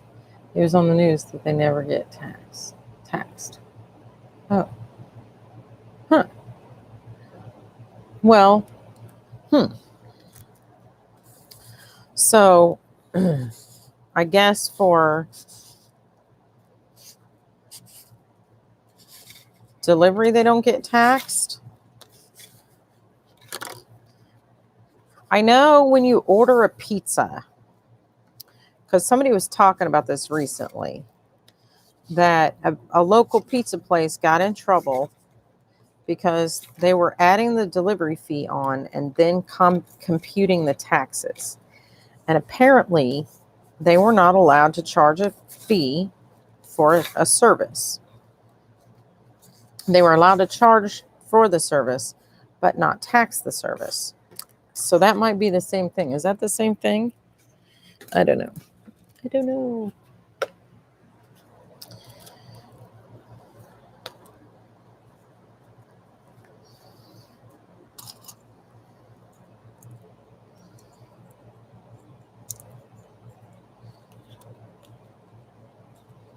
Well, didn't they accuse Trump himself of avoiding some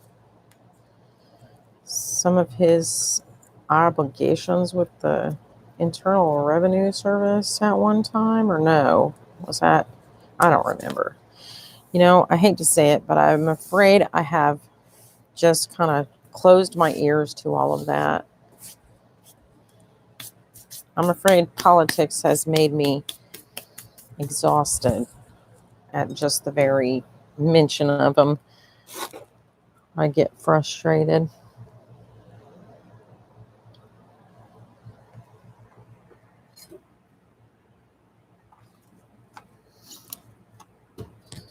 Okay, so due to the mess involved in glitter ribbon, I'm thinking I need alternate storage.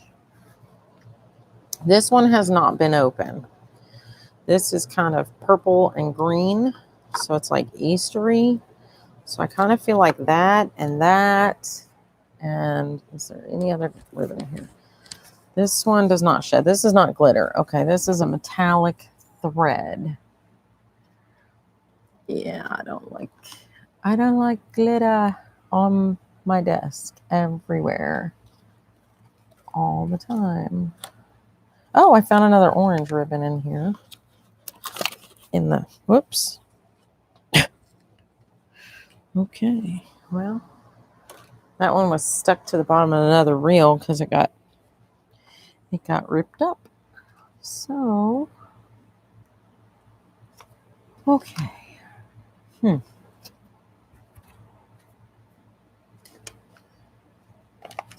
Yep, there's another. I knew I saw a little glitter ribbon. Here's a little pink one. This is 4 yards. And this is also glittery ribbon. So this is kind of a pale peachy pink. So I kind of feel like these 3 should just stay together in a separate bag, so that I don't get whatchamacallit, glitter all over everywhere, all over everything. Yeah. Okay. Let's see, what else do I have here? What color? There's actually a tiny bit of blue. I think that's I don't know. I'm sick of doing this already. Someday I'd like to be large. Okay. Hold on, I've missed something. Okay, if they didn't pay taxes, Trump would have them. Oh, yeah.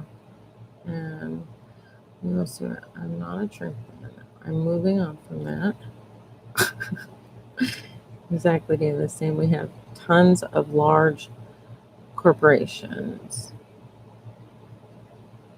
Someday I'd like to be large. Large and in charge. Grandma Joe, you're doing it. Every ladder is climbed from the first rung, isn't it? So if anybody can do it, Judy Jo can do it. Let me tell you what, her designs are amazing. I love her painting. And with that sweet personality, how could anybody say no to her? So,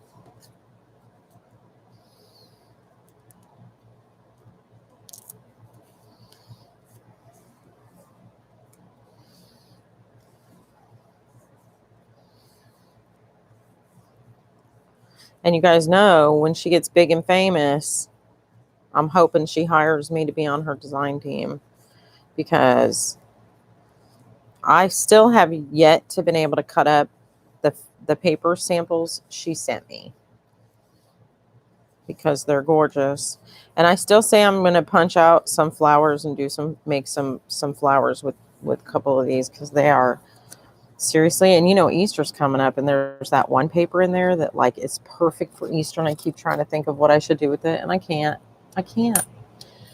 Oh, well, thanks for stopping by. Oh, you got puppies. All right. Well, thanks for coming by. Have a good day.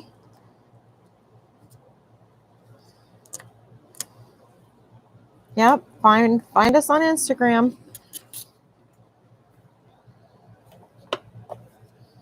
Not that like, I don't know how to even work Instagram right. And I don't know why I'm always like, okay, check me out.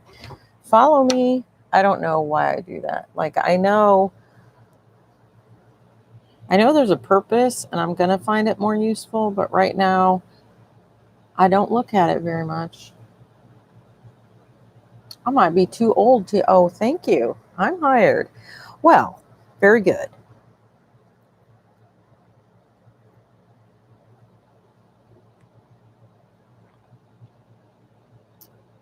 She will. She will. I hope I'm still alive to see it. Let me tell you what, because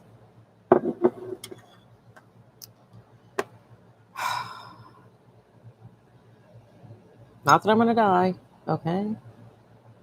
I didn't mean anything by that. Don't read into that, anyone, any more than that probably wasn't the way to word that, Dana. You doofus. There's so many things that are going to happen, though, and we were talking about this recently. There's so many things that are going to happen just after my lifetime, okay?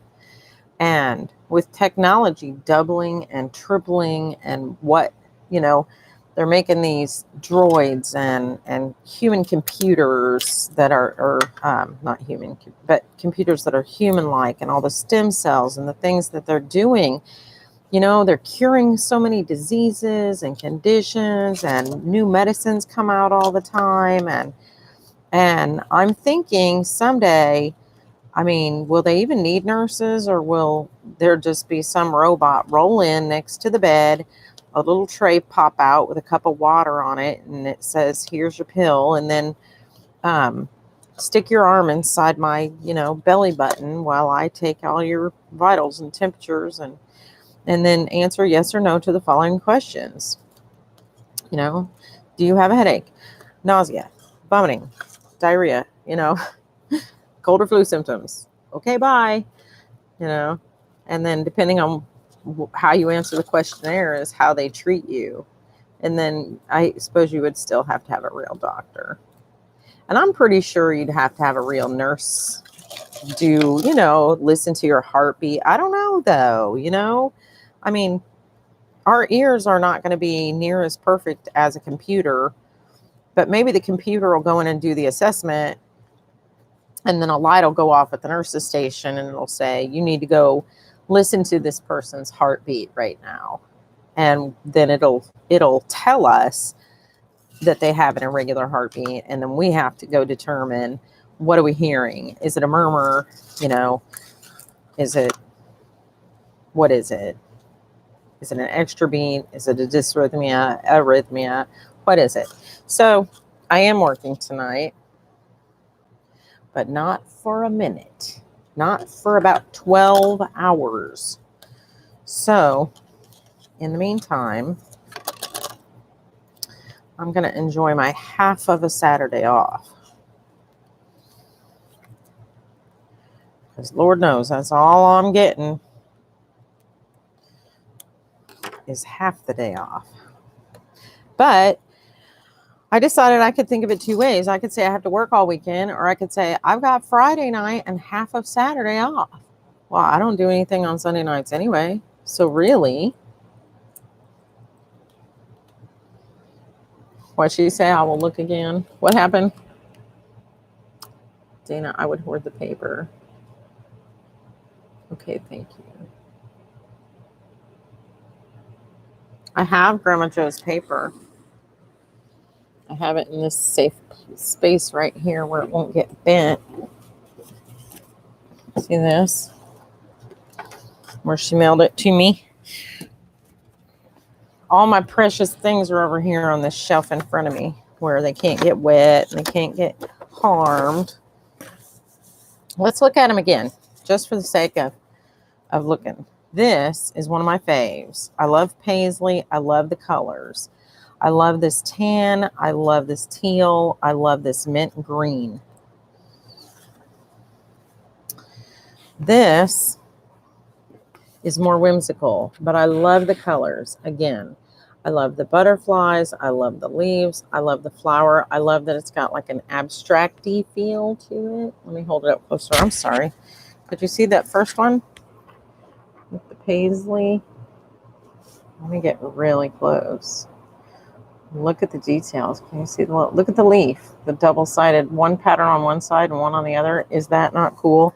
I would love to see that in a larger print. I think that I love all the details in this, and I would love this to be enlarged because it's just, I can look at it all day. Okay, here is the Easter paper.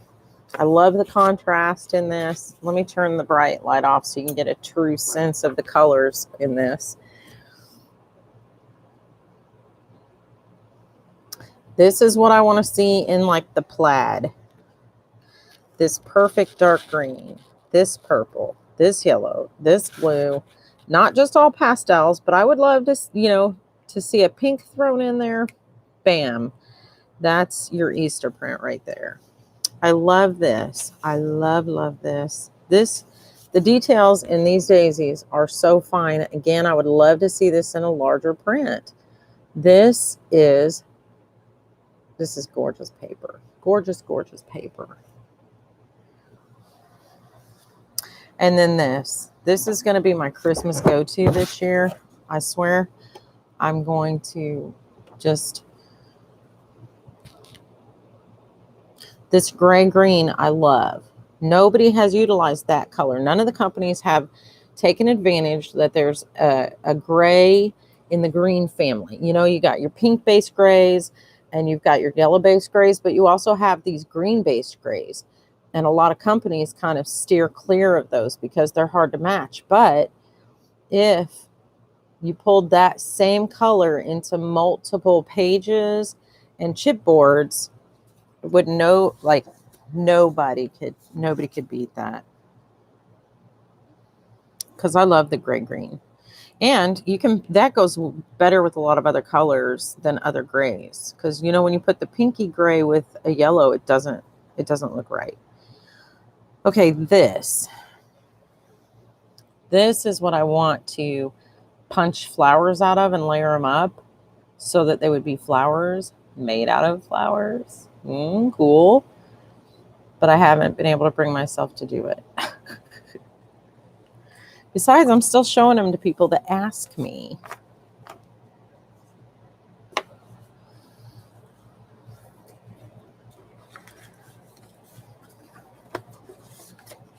What's not me? Wait a minute. She said nope, not me, but I don't know. I missed the question. Let me see. Bright.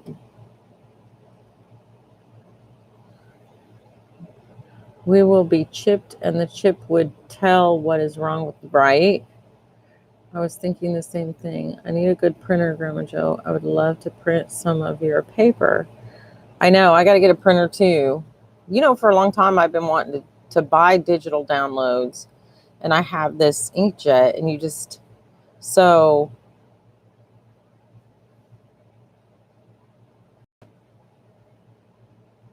I love them. I love them all. And I'm saving them right here. Put them right back where they were so that nothing happens to any of them, because I'm pretty sure anywhere else they're going to get bent. Actually, you know what? I'm going to put them in the very front of my file cabinet, because I did have some stuff in there that was rather special, and I have since taken it out and used it up. Some stuff I was hoarding, so I'm putting it in my special drawer. I guess I should call it my hoard drawer, or I could call it my hors d'oeuvre drawer, right? My hors d'oeuvres, because that's kind of like whores, d'oeuvres. Yeah, that was a bad joke. That's not even making any sense, is it? Okay, so I kind of want to put the white and beige next to each other on the same card of the organza, because those very frequently look exactly alike. Oh, I was going to put those on the white, and I put the glitter on the white. So let's do the gray, because again, this gray, which is a pinky gray, really makes this beige look yellow as compared to the white. See? So can you see that? It's hard to tell, isn't it? Anyway. Maybe down here. Can you see it better down here? Anyway, you can really see the off-white of it. I don't know if this was a good idea or not. I've done everything now but the excuse me, but the green, the red, and the metallic, which is just gold, silver, and that reddish orange. So, but I have a lot of green. You guys know green, I mean, a lot of green and blue. Green and blue are my favorite colors. So I literally have a ton of green and blue ribbon. But that's probably what I also buy the most because I use it the most, other than off-white type stuff. And I never have like this is the only off-white ribbon I have left is this organza, because I use off-white for everything. Everything. If it looks like it's tea colored or coffee stained, I buy it. And this was 75 cents at Hobby Lobby, as we know from that big bright orange sticker.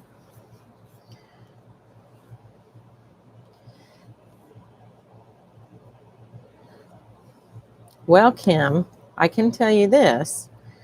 A cheap inkjet printer with the refillable ink from Cartridge World, which is who's been refilling our last couple of cartridges, will run when you get it wet or if you try to watercolor it. The only time your ink is going to be permanent is if it's heat set by your printer. So a lot of inkjet printers do not heat set the ink. It's not toner ink. There's no toner to it. So any kind of toner printer or laser printer is not going to run like some of the inkjet printers. So I can tell you that because I love to coffee stain things. I love to watercolor things. And I love to now avocado dye since I've started that. That's super fun. And I do have an inkjet printer that the lines do not run much at all. I have an old inkjet printer that the lines run rampant on and just look terrible. So sometimes your details are lost in that process, because that's when I first started doing printing lined paper. I printed it before I coffee stained it, and what I found was that my lines did run on the one printer. So I tried the other one, which is a little bit better quality ink, but it's a different formula of ink too. And that did not run, almost none of it ran. It would run a little bit still here and there, but not enough to look bad. The problem was when you touch it with a brush, like if you want to watercolor, like if I wanted to print something out in black and white, I tried to print out this little girl and she was holding a rose and I was going to paint the rose in like a pinky red, and it just smeared that whole rose. So I was like, great.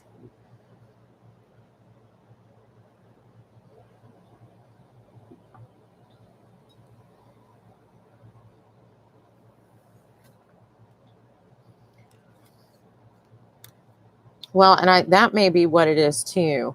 But you have to understand that at the time when I started doing that, I thought I was saving money initially when I started refilling them. And I didn't know until I actually painted and coffee stained the paper that the ink quality was any different, because it looked the same to me.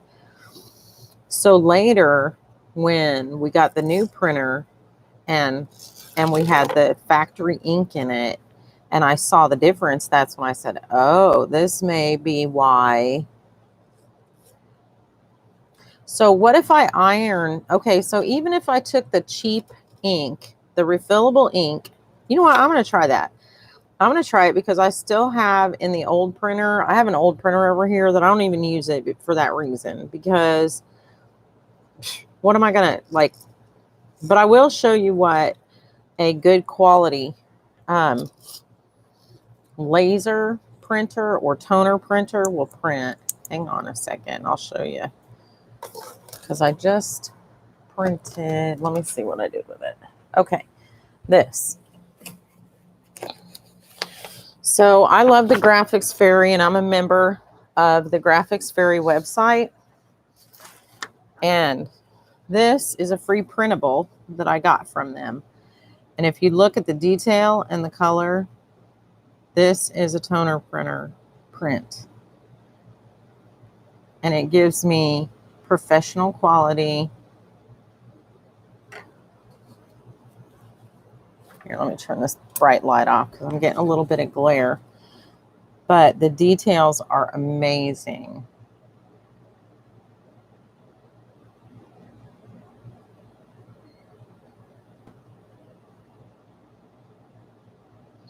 So, this, let me see. This is on my printer, out here in the garage. You can see on these labels. Can you see these labels where they didn't come out very good? And I had tried to make it darker to print these labels. Plus they got cut off. But I just feel like that's really a bad. I think that the printer out here in the garage really is probably the cheapest you could get, but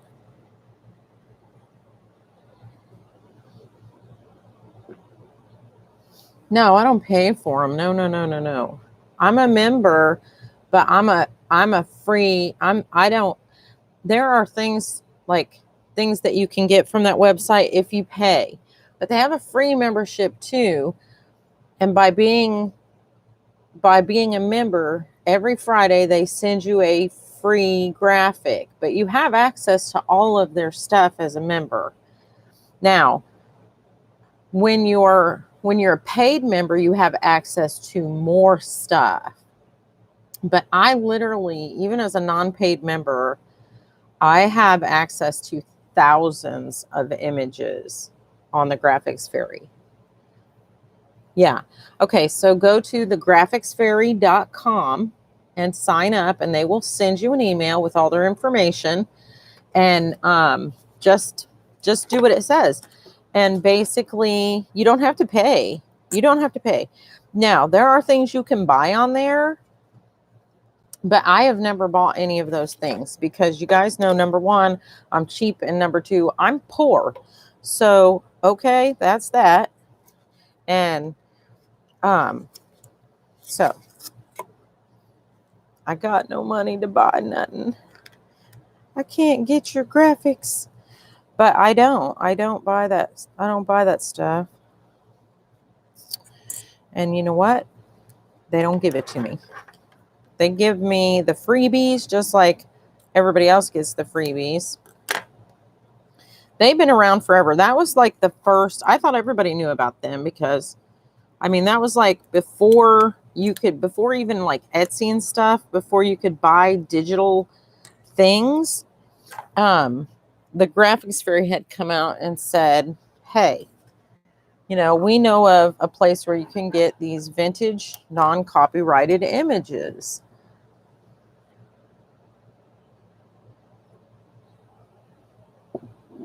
Uh-oh, you're in trouble?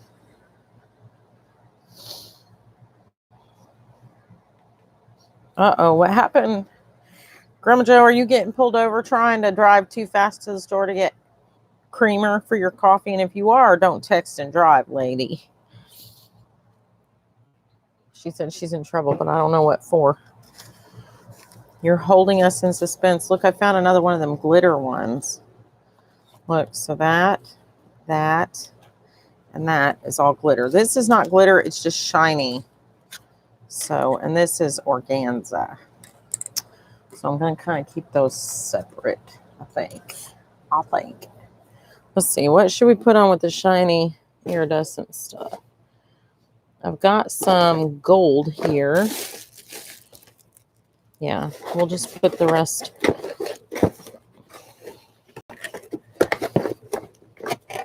We'll put the rest of this on. Yeah.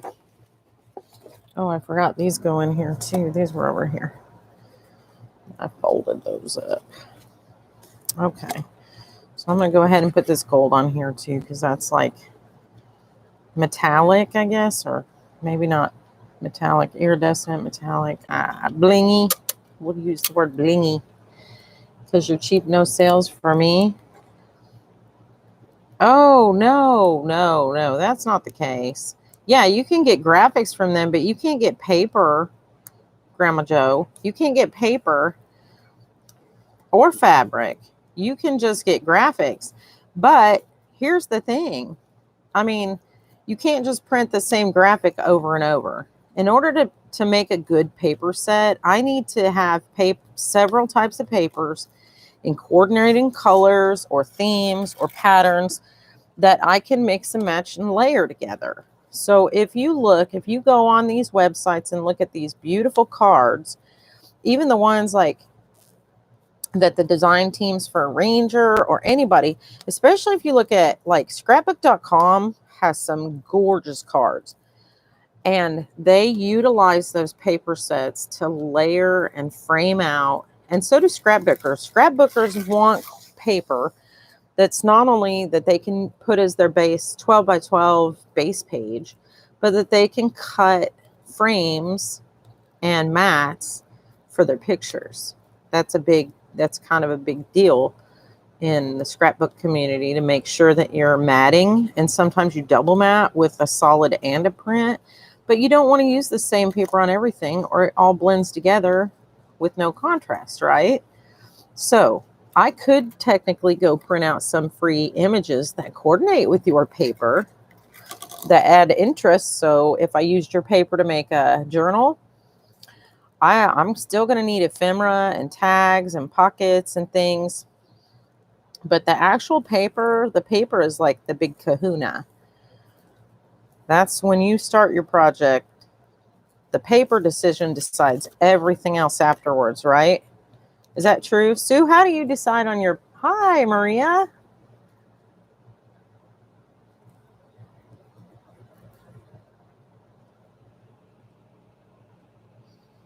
Oh, there you go. Roxy's creation, when she shows her digital kits, she always mentions images that she used from the graphics fairy. Cool. Well, so Grandma Joe, go get you some of them images and pop one in. And you give them a plug and they'll give you a plug. And then you can hashtag it in your video. When you show it, you can put hashtag the graphics fairy as one of your hashtags, because the more hashtags you add to your videos, the more lists you're going to pop up on Instagram. So, and in the search feeds.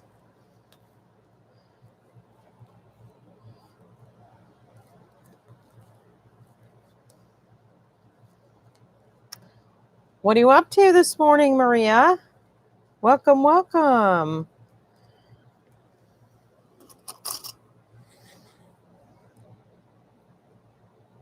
You will make graphics of your own? You do make beautiful graphics. I'm sorry, Grandma Joe. I'm not trying to harm your business at all. And I didn't think of them as like a competitor or anything.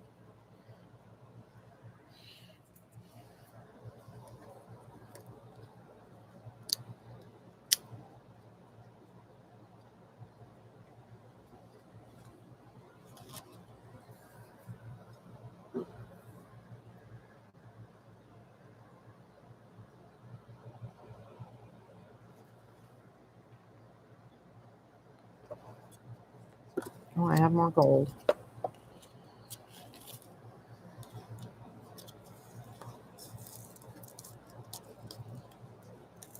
You just cleaned your kitchen?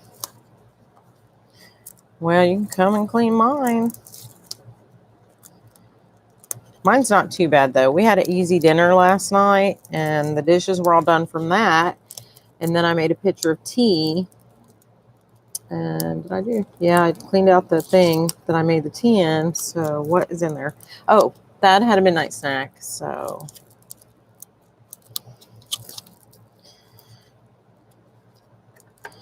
I bet that's in there.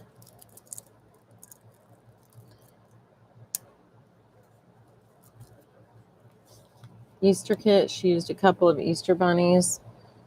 Oh, she has an Easter kit?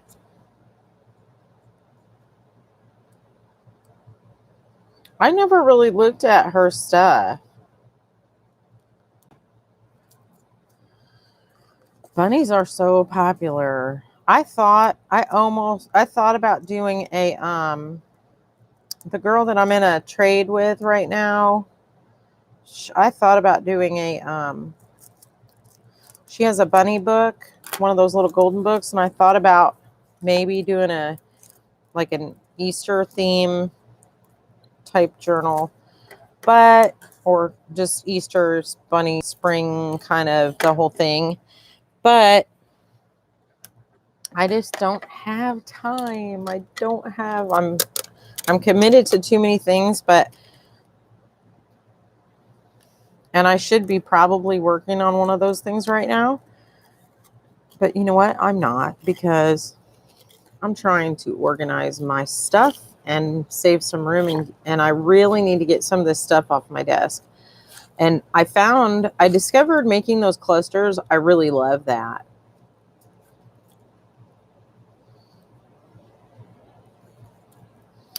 That's the way us artists think.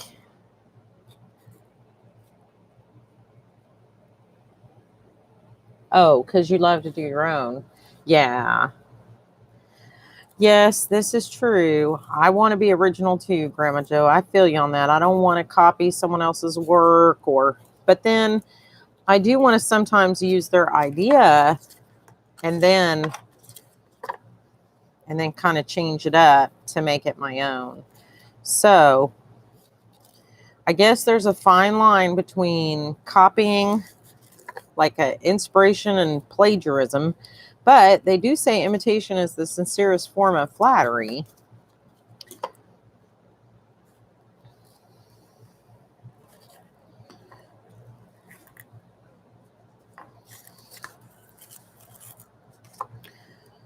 So I can't wait for somebody to imitate something I made. Hadn't happened yet, but you know what? One of these days, somebody's going to take one of my mixed media pieces or one of my paintings somewhere, and I'm going to see it. I'm going to be like, oh, that's mine. Oh my gosh, I want to talk to the artist who made this.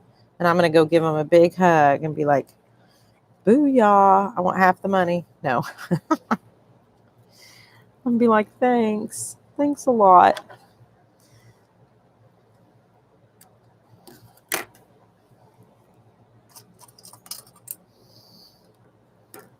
And if they get famous stealing my stuff, then I'll be mad. Just a crafter and a quilter. Oh, is that all? Well, I don't even know. Like, I don't even know what to say. Look, I got no jokes here. Wait a minute. Let me think. Gosh, I'm slow. See that? I only had that second cup of coffee. Maria, you are a bundle of joy.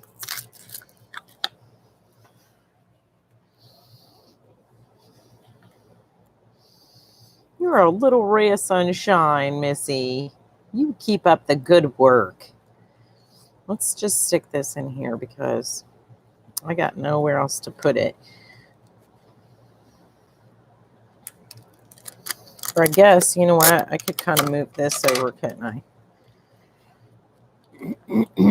Excuse me. I have a frog in my throat. I put this over here. Will it reach? Yes. So let's put this and this under the same little clippy. here. Oh, darn it, Dana. So, okay, it's been really cold here, right? And it got down to like, I want to say 20 something last night. And then I have to work today. And I just now get a little update on my phone that it's going to be like 50 something. You know, I'm mad. That's got to be wrong. You know, sometimes it switches too. Let me see if that's for Indianapolis. What's it say? Oh, Sue's ribbon keeps popping up on my phone. Oh, well. I'm frozen on the ribbon. Yeah, it just says 33 right now. It won't let me open my for some reason my phone, like my phone gets so mad when I get pictures. It's so what do you call it? It's such a big baby. It's like a toddler who just throws himself down in the middle of the floor and won't do anything when they're mad. But I figure that's a good thing because usually when it freezes up like that, nobody can call me or text me. And I kind of like not being bothered sometimes, you know? Of course, then when my phone starts working, I'm not kidding you, I'll have 5 or 6, sometimes 10 texts come in a row, and I'm trying to text everybody back. And if one of those persons replies to me immediately or 2 times in a row, my phone locks up again. I'm like, yeah, okay, whatever. So, yeah, definitely way overdue for a new phone. I guess I hate to say it, but apparently I am now using my not broken, but my malfunctioning phone as an excuse to be unsocial. Is that wrong? Is that wrong of me? I don't know. I thought night shift was enough to keep me protected from all the socialism that I'm expected to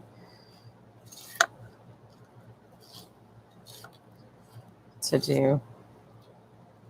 The socializing, I should say. Are we at the end of this already? Yes, we are. Okay, so maybe I can almost reach that. So let's do it. Let's just put this clip under here with this end. All right. So 4 rolls becomes 1 of these. And we got kind of all our metallic and iridescent ones together. Okay, so what's next? What are you doing, Dana? Okay, so I have these. Thad brought these books home for me. He's like, can you use these for anything? And I was like, yes, absolutely. I want them. So he brought these sample books home to me. So this is a house, a vellum house, right? That's got green shutters. And you can sample your house with, this is suede. Look how pretty the house looks with suede. There's suede. And then here's natural clay. That's got some kind of little dirt on it. Here's clay. So these are siding samples for cedar board insulated siding company. And they're samples and they're very, very thick. And so I told him I wanted these books and I've been wrapping stuff on them ever since. So he brought me a couple of these sample books with outdated colors that the company had given him a new one and told him just throw the old one away. And so he gave them to the contractor and I don't know, I think they go to the architect too. I don't know, but he ended up with these because the superintendent wasn't on the site that day. And so I think the salesperson thought he was the superintendent, which is okay. I mean, that's not whatever. It's whatever.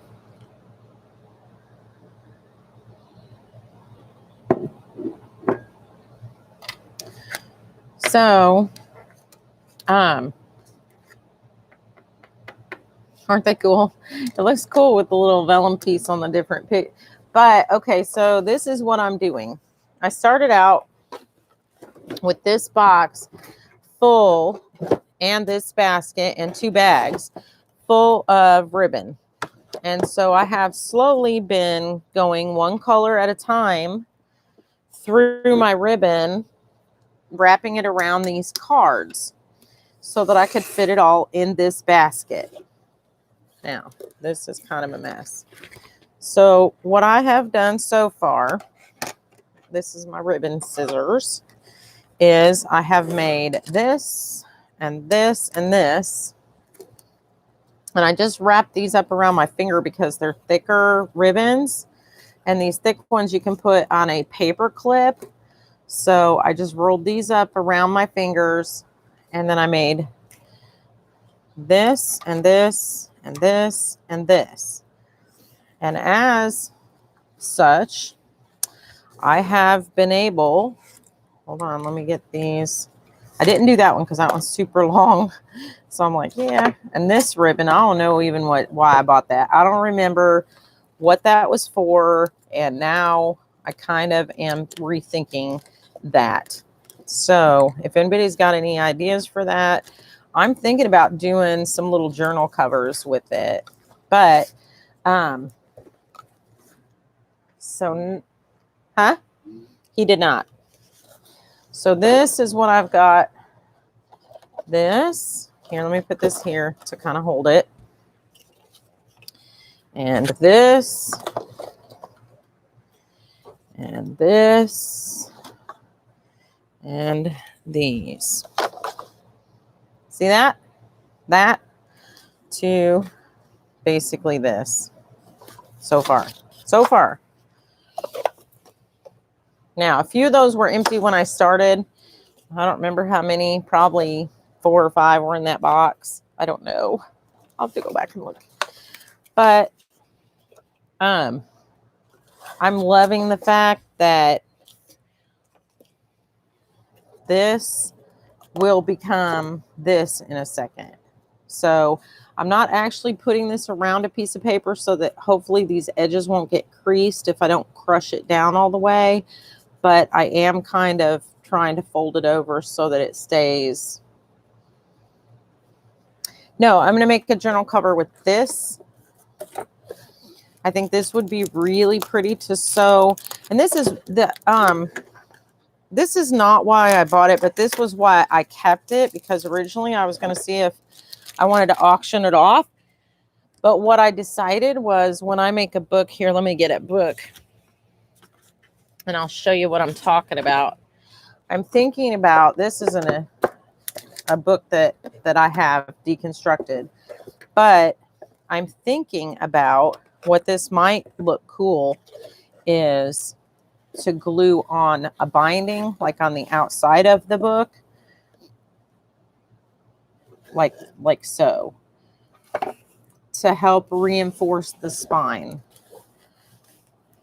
And I think that would be really pretty on a journal.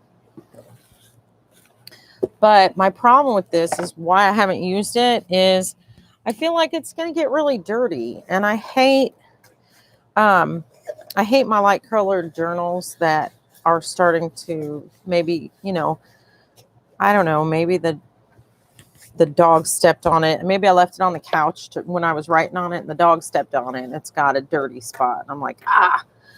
So I could technically put something over it to make it waterproof to where you can wipe it off, some Mod Podge or some matte medium or some even glossy medium. But I definitely can't take this off of the reel right now because look how much is there. It's 30 feet. So I don't really want to take this off right now. Actually, I should, just to get rid of this big thing because I need it out of my basket.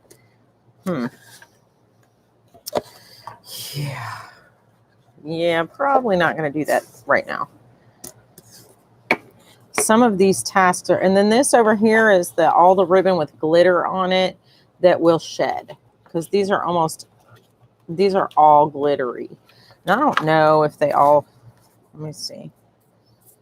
Actually, that one's not shedding too bad at all. So this one's not bad, but this is the Ribbon Boutique from Hobby Lobby.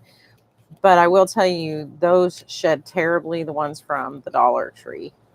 So, yeah, really bad. But that's really pretty. You see that? How sparkly. How sparkly that is. Ooh. Yeah. But the ones from the Dollar Tree are just as sparkly. They just shed. They shed a lot worse. So I kind of stuck them over here in the corner to all go on one. But I am going to go ahead and take this off because this is only 3 yards. And so I bought a gold one and I bought this silver one because I used to not mix metals. I know some of you knew that if I started using silver, I stayed with silver. I put silver charms and silver hardware and all that. And I know y'all made fun of me. This is cloth backed, by the way. This again is the Ribbon Boutique. Very good ribbon. So I'm not worried about it cracking on me.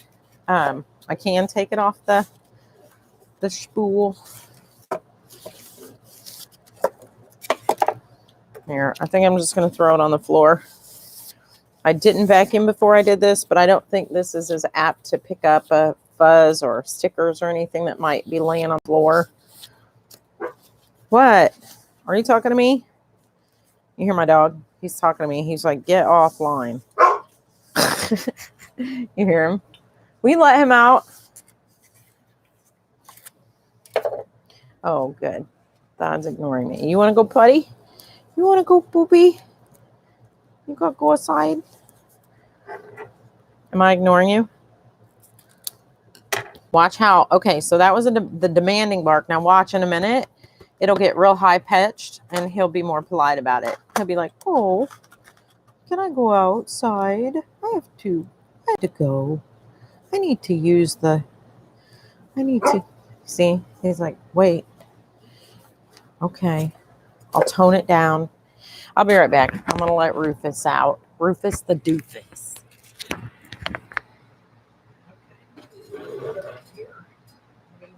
Sorry about that racket. I gotta put some feet on that so I can shut it back and forth without grinding my nerves.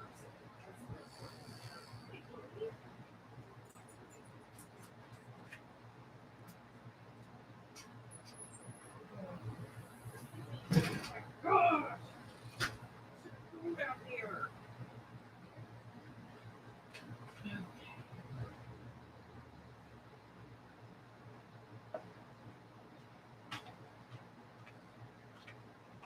Okay, I'm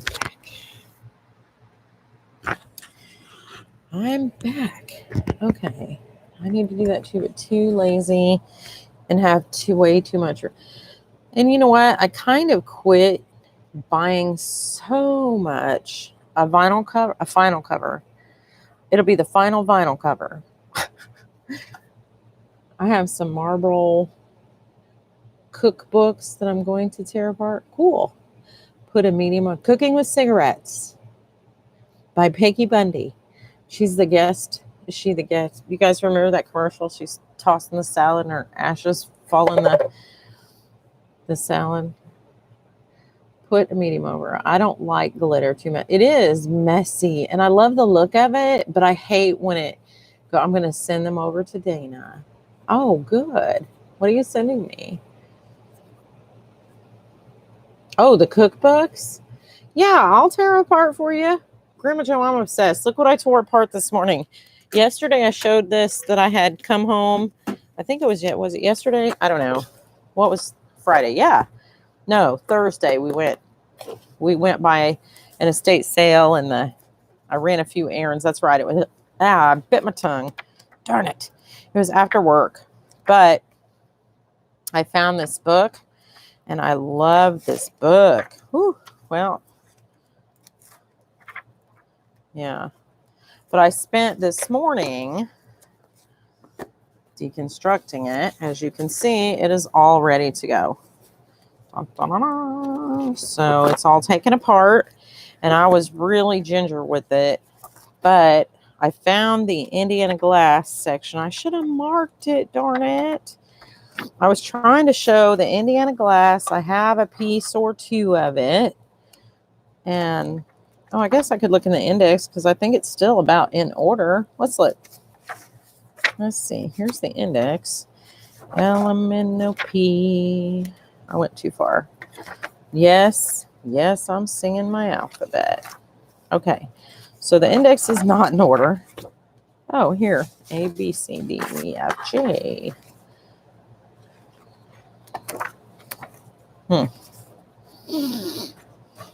There's W.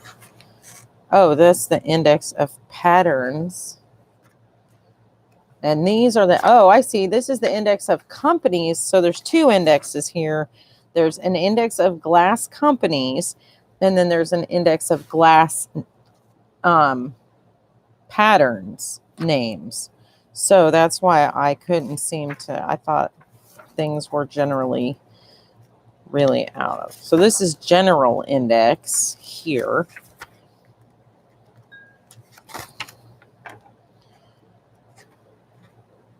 Huh. Yeah, that's cool.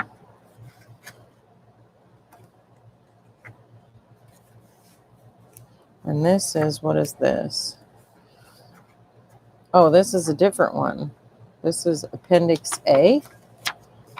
Yeah, so they're not exactly in order, are they? HI.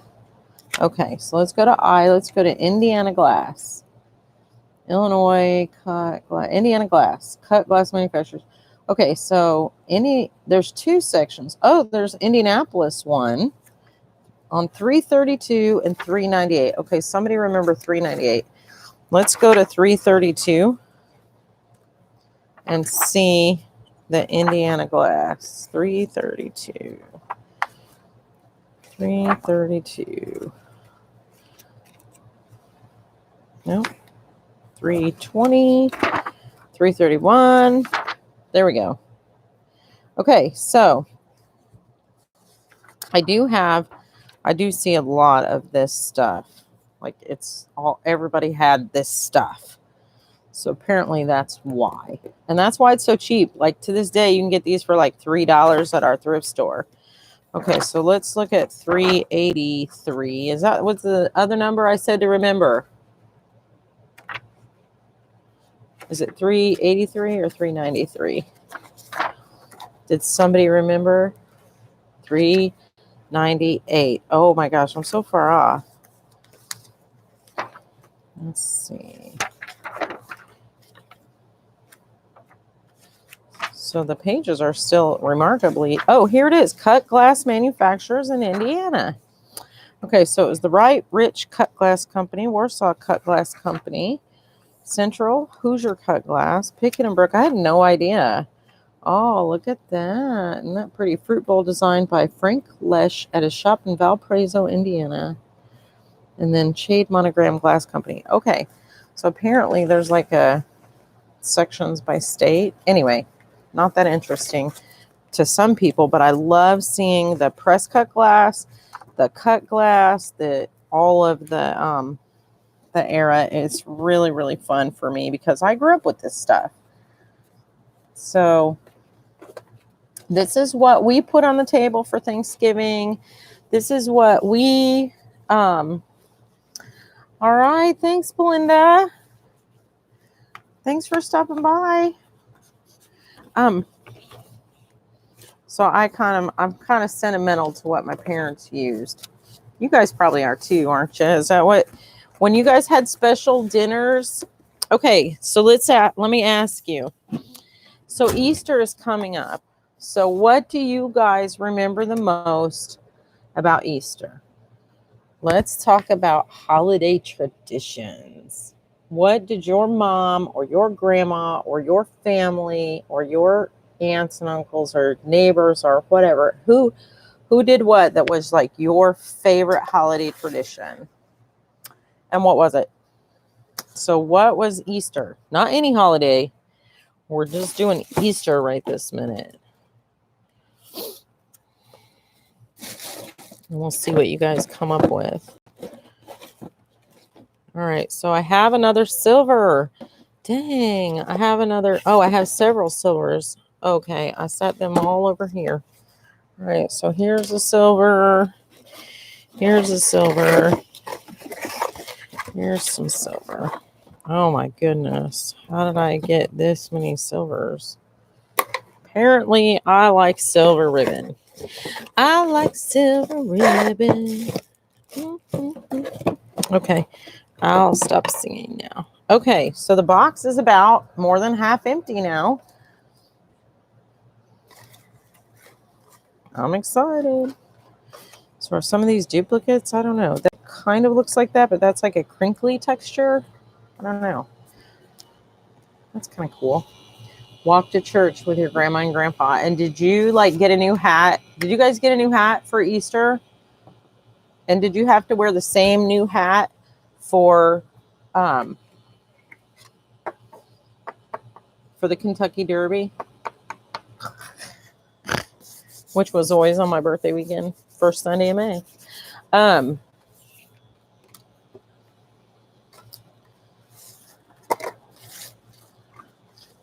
Now, we always had the same thing for Easter dinner.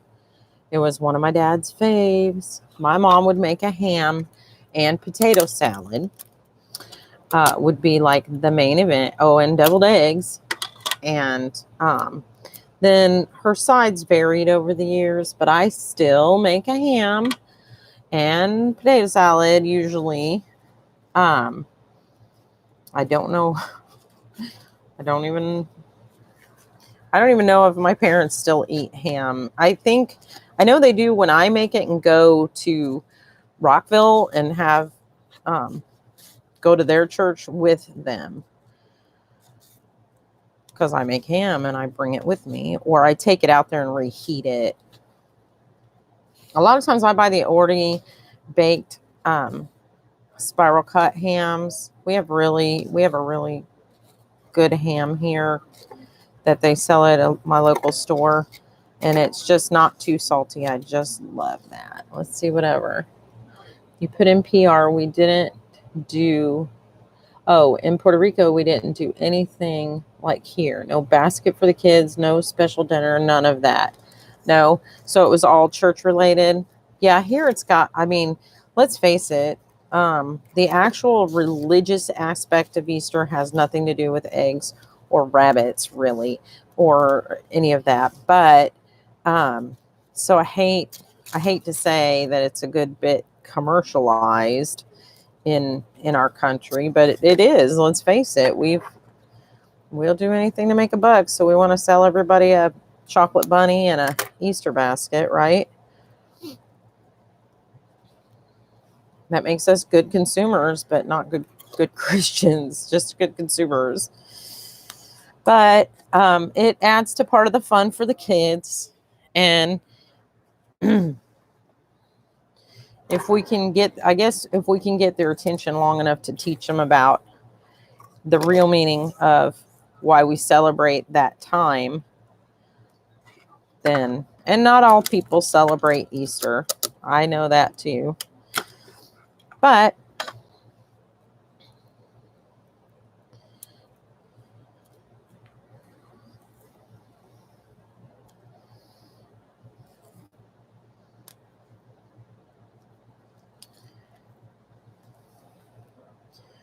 I was raised celebrating Easter, and I always celebrated it with my family because of that's how we rolled. I did not ever do the candy with my kids. My kids were not big candy kids. We never did the candy in the Easter baskets. Although my oldest son, Austin, has a little bit of an affinity for Cadbury cream eggs. And I usually get him one every year, and he'll eat half of it and go, "Oh, that's making me sick," and throw the rest away and complain about how he doesn't feel good until we eat dinner. So now I usually just get them each a Reese's peanut butter egg. But when they were young, I used to give them stuff like coloring books or Hot Wheels. I didn't really put much candy in their baskets.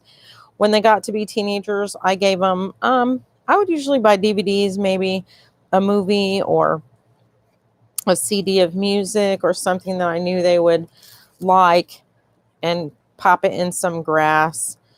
But we never did like the big, huge Easter baskets. I used to either put like a toy or a little stuffed animal or box of crowns type stuff. We always kind of had pretty modest Easters, just because I didn't like the whole idea of the candy. But we did color eggs. We always colored eggs. And we always did that. And then we'd use them all that day, usually to make deviled eggs for dinner, because we had tons of these, all different colored eggs. Again, never was sure what the eggs had to do with the actual holiday, but, well, we did it because it was kind of, we're kind of just being followers on that note. Oh, there's some big ones in here too. I didn't realize that. I thought these were all the same size, and come to find out there's 3 sizes. Okay, it was just a day to go to church, and that was it. Oh. My grandpa had rabbits, and when I was little, I would watch to see if they would give me eggs. Oh, that's so cute. Did they ever give you eggs? Did somebody ever sneak a colored egg into the rabbit cage on Easter?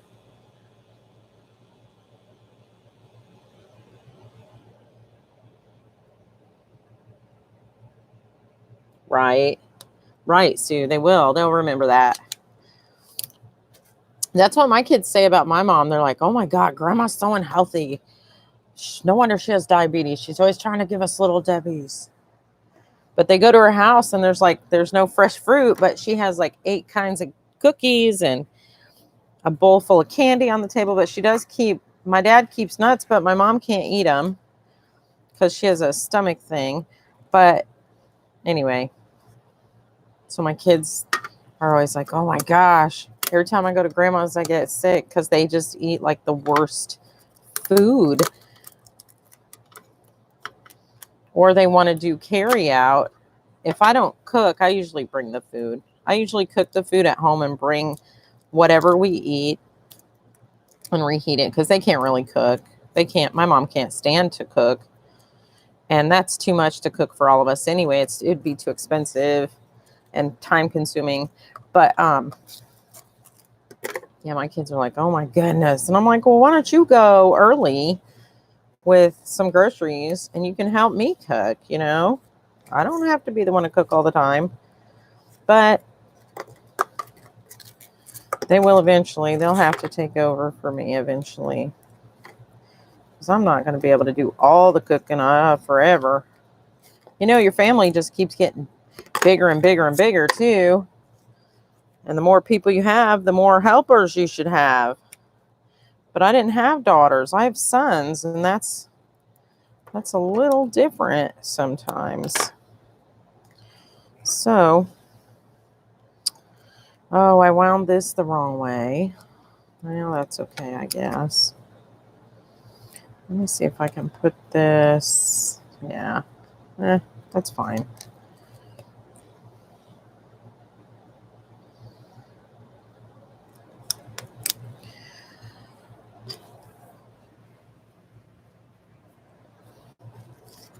All right. 3 more spools of cardboard out of my way. Oh, is this the same as that? That's the same as that. All right, so let's just keep winding this on top of that, because it is the same. It's the same exact ribbon. At the same exact width, I think. Let me look at the width. Oh, I'm doing that wrong. Let's see if is that the same? That is the same. Okay. So it is the same exact ribbon. So let me see if I can get this to wind over itself. Keep going, yeah. we'll just keep going then. I should have probably tucked that tail in there so I didn't grab it. But, oh well. Oh well. All right, let's see what else we got. I love Easter, all the beautiful colors. I didn't do it. The eggs and the rabbits are a pagan ritual. It has something to do with reproducing. We went to church. Would your parents do those healthy meal choices? Yeah. Well, and they used to eat a lot healthier before they were physically less able. And I asked my mom, I said, Mom, and I don't know if you have to be below a certain income level to sign up for Meals on Wheels, or if it's just for people who have like a disability. But I think you do have to be a certain age, and I know they're in their 80s. I know they qualify that way, but I don't know if they have to be below a certain poverty level to do that, or if that's something they can just sign up for. So I told her I want her to call them, and I gave her the number, and I want her to ask them if she can get meals delivered, because I can't answer all the questions for her. And I already tried to call and they were like, have her call us. But the fact of the matter is they don't eat as healthy because they can't do the shopping and the cooking and all the physical part of what's required for eating healthier. So what they do is they eat out a lot. They eat a lot of fast food.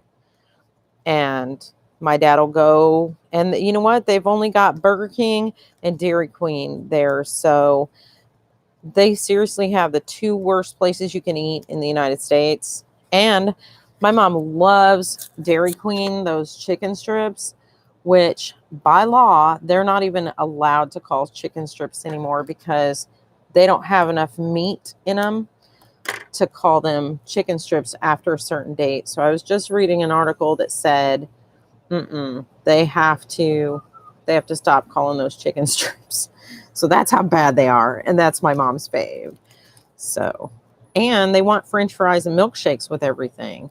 So I don't understand. Like, I just don't know. Like, I don't want to say that they should stop eating that way, because they're older and they should enjoy what life remains. And I don't want to deprive my mom of anything. At the same time, I feel like she should use moderation. So it's a real battle for me, because I don't want to say anything to her. Your mom was a Sunday school teacher. So much for saving space. I know. I know. It seems like it's going on so long, but I am down to this basket right now. I have not, let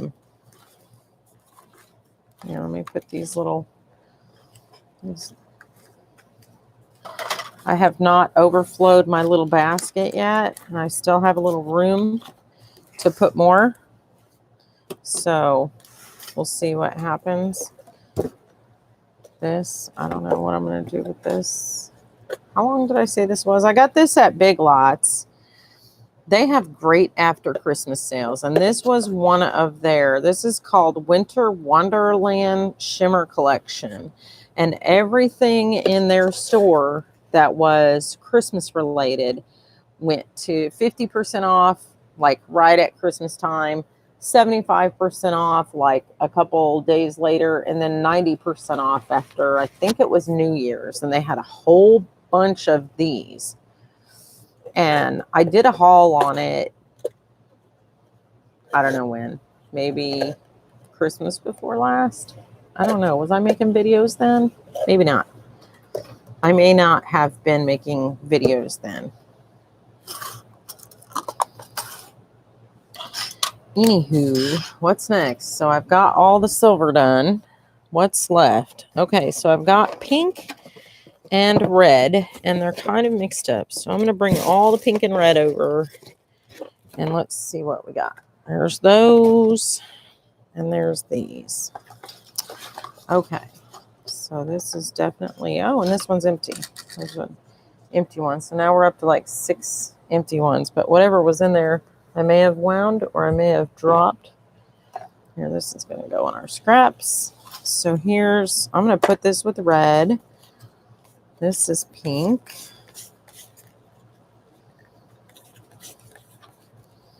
This is red. And it doesn't look like there's much. You can see the cardboard through that one, so that'll be easy to wind. And this is pink. And this is kind of a salmon color. I really love this antique color pink. Can you see that? This is probably one of my faves. I got these at the secondhand store. Let's see how much is on here. Well, at one time there was 10 yards on there. But I love this color. It's not really a coral and not really a pink or an orange. But I have to call it salmon because it's almost like a dirty coral or a dirty rose color. And this looks about used up too. So hopefully the red will be easy to do depending on how much is on this big roll. Let's look. This is a Walmart clearance ribbon. Oh, this is only 3 yards. Oh, look. Okay, this is my evil laugh. All right, so we'll just roll that right. Oh, that sticky is not very sticky anymore, is it? So we'll do the red because I want an easy one like that. I'm saving the hard ones to last. That's not the way it's supposed to be, is it? Let me see what's going on over here. Save so much space by doing that. Gosh, I hope so, Kim. That was my goal. They could get them. I set it up for my mom when she couldn't do it herself and was still living in her house. My dad and mom too, but my dad is 93. They like McDonald's and KFC. Yes. Yeah, I like KFC. That ribbon is real pretty. Oh, I will say she didn't like the food even though she got to pick her meals. Sue, did you win? Oh, they had a paper sale. Did I miss it? I don't need any paper, but I do like to look. They have it, but I'm too broke to buy paper right now anyway, and I do not need any paper. I just went to the Joann's clearance last fall and got like, I don't know, 6 paper pads, and I've only broke into a couple of them a few times now. I did use a sheet of the denim though, but it was for like a non-YouTube project. I love the denim paper. I might do another project with it. I'm thinking about doing a journal cover, but it has to kind of be the right style journal. I'm thinking about doing an 80s journal, which I think would be kind of fun. But I have too many other commitments. Commitment's really kind of a bad word, isn't it? When it comes to me and what I promise to do in the crafting world.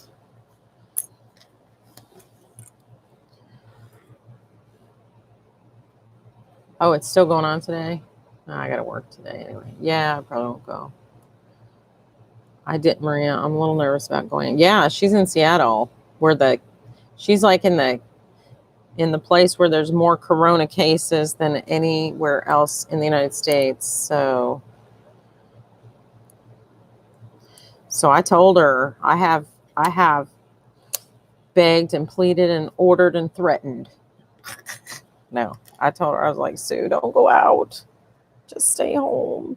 Please, please, please, please.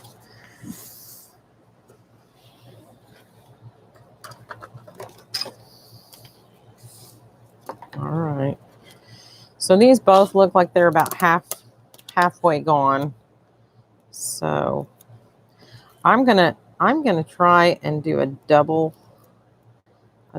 here, a double, because this is the same thing. These are both red, and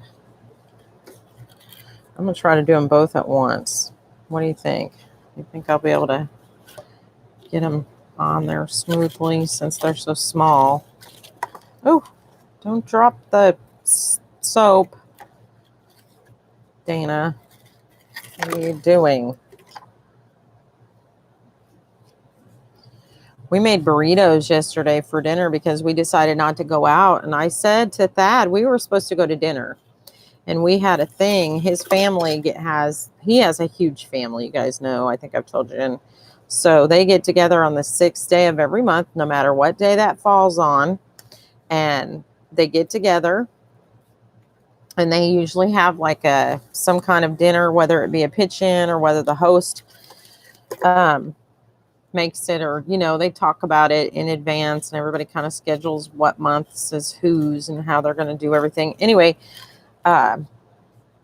so since yesterday was the 6th, I said to Thad, I said, are we planning on going to this? Because initially we forgot it was the 6th and we were going to go out to dinner. And I talked to him and I said, I don't know if we should go out to dinner with this coronavirus and everybody being in a panic. I don't know, should we stay home? Is it a good idea to stay in? Or we could just cook something. And he said, yeah, we've got that. I said, well, I'm going to make meatloaf. And he said, no, I want to have burritos. And so he overrode my vote, but we did. It was good. So we made burritos. I had black beans and we had all the fixings. And so once I verified that I never did cut up any lettuce, which was weird because I didn't even notice. And a lot of times I'll put like some little bit of lettuce and, oh, look at these are all sticky. Look at that. Look, half of that's, why is that ruined? Can you see that stickiness on that? That's crazy.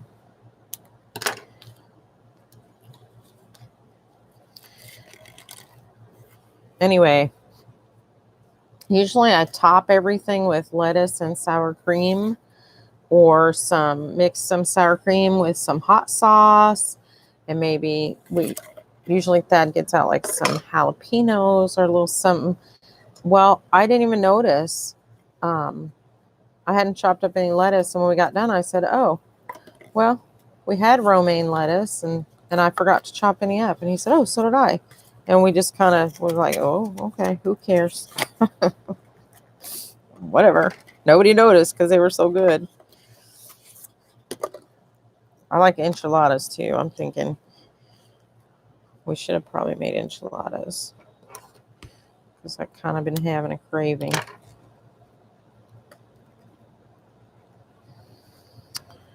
All right.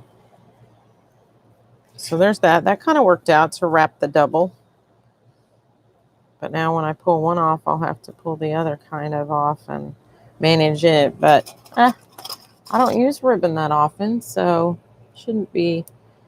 They said they suspect it could be from oh yeah, I heard that if you're sick, that you should isolate yourself from everyone else, including your animals. That's not possible for me.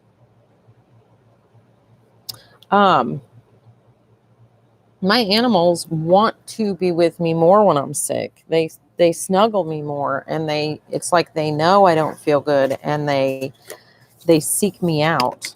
So I don't even know how I would steer clear of my dog. He would turn wrong side out. I'd be like having to battle him that'd have his hands full. If he hears Thad's breathing change when Thad's in bed asleep in the morning and he knows he's waking up, he'll bark outside the door demanding to get inside his room because he knows he's waking up, and he's not even up out of bed yet. He's just, his breathing's changed. And if Thad closed the door, that makes Rufus so angry. Oh, he gets so upset. Oh, All right.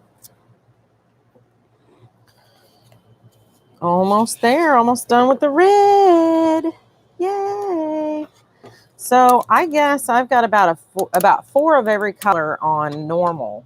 4 golds, 4 reds, 4 orange, about 4 purples. And these are not the like dingleberries, or I say dingleberries, but I don't know what you call these. Hang on, let me move the chair down. The chair.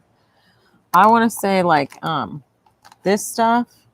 Like I'm not counting these rolls, because these rolls are in like a little hanger thingy, so they're not in the way. I don't have very like that many of those, but all those little tiny trims that you buy at Hobby Lobby when they have them clearanced out, because my Hobby Lobby is always clearancing those out at 25 cents, and nobody ever buys them because there's like 5 inches on them.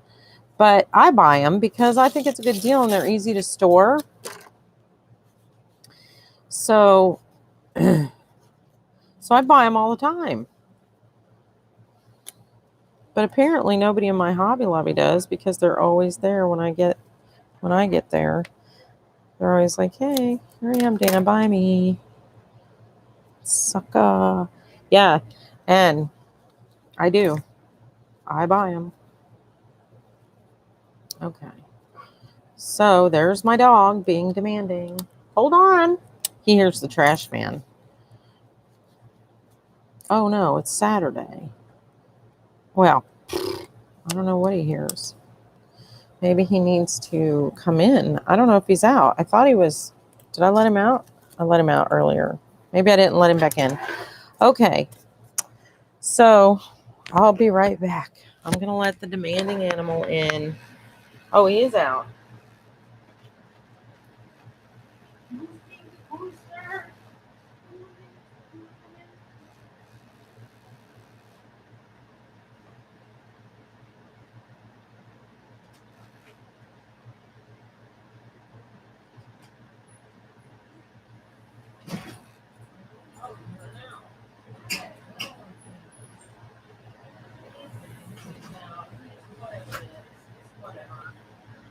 This dog.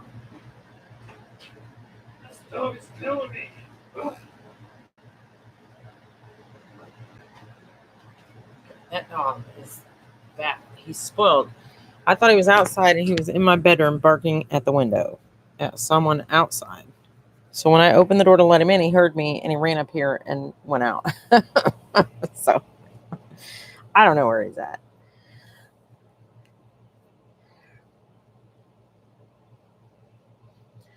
God said, "You can eat meat, but not without consequences." People in China eat everything. Just heard that, Grandma Joe. Let's see. I'm right. Your pets can get it. I just heard that, Grandma Joe. They said they suspect it could be from an animal. It was. People in China eat anything. Me too. I would have to send him to puppy camp at our breeders. God said, "You can eat meat, but not without consequence." You can do it, Dana. You have more patience than I. Pangolins. What's that? I'm going to live later, and Dana's going to be. I'm going live later. I'm sorry. I'm going live later, and Dana's going to be at work. Oh, man. You guys, I know you can't schedule all your stuff by me, but oh my goodness. Okay, I just pinched my foot. Ow! Natalie. Oh, that hurt. I just twisted I had my foot under the edge of this metal shelf, and I went to lean over and shift my weight, and I pinched my toe.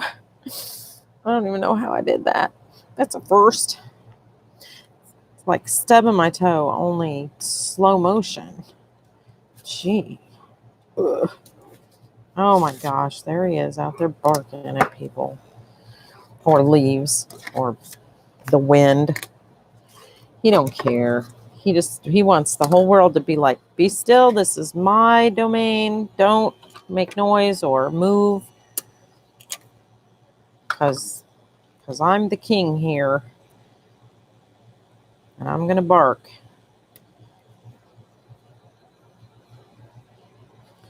Okay, there's a piece of fuzz on that. All right. And now it's on the other side because it's staticky. Well, hi. Well, hi.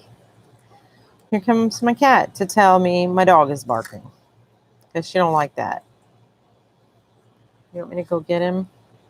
I am going to have to get my nuisance dog in because apparently he's barking at someone's trying to do something outside, probably carrying groceries or deliver mail or, you know, something. Is probably our Amazon man. Like, yeah, I'm not leaving this here today. I'll come back tomorrow.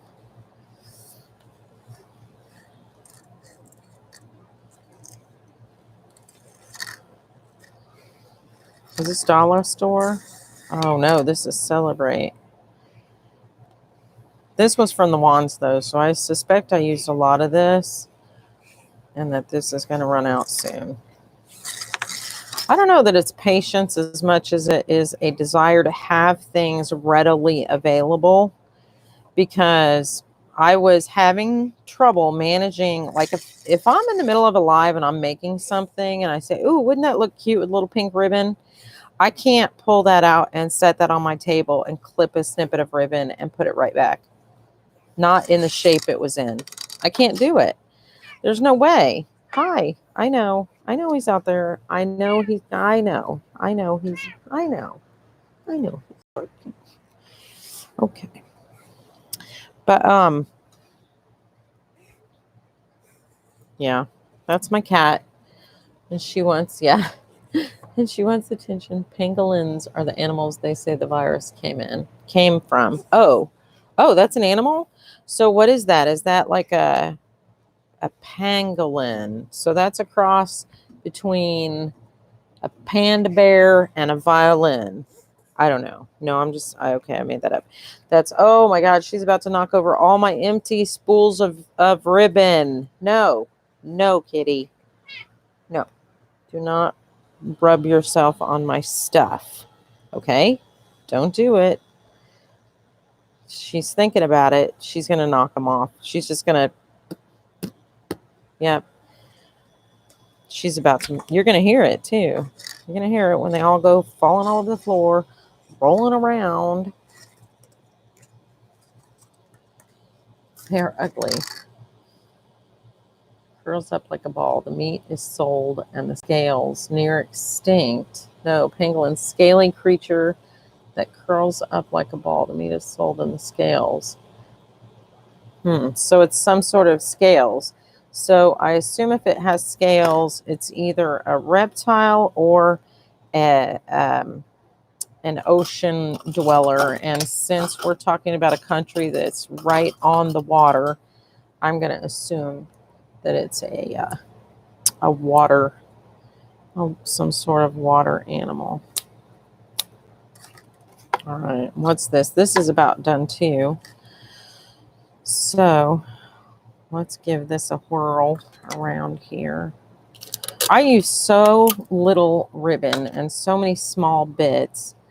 I kind of considered throwing it all in a great big envelope that I could see through, one of those clear envelopes where I could just fish a piece out that I wanted.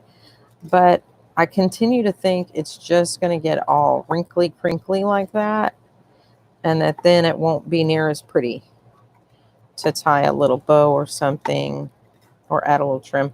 I really think what I'm going to do with these cloth ribbons is when I get better at sewing and can actually hit what I'm aiming for, and when I say hit what I'm aiming for, I know you guys know that several times you have seen me live and in person take something to the sewing machine and return with it in 2 parts still.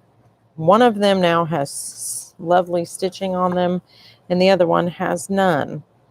And instead of attaching these 2 items, I have simply sewed on one of them. So that being said, or I have punctured holes in them repeatedly, but no thread remains because something was not set up right. So That's my specialty, is perforating things. I like them to look like they used to be sewn. It's the new trend. It's Dana's way. Hi, Cruz. Good morning, honey. What are you doing?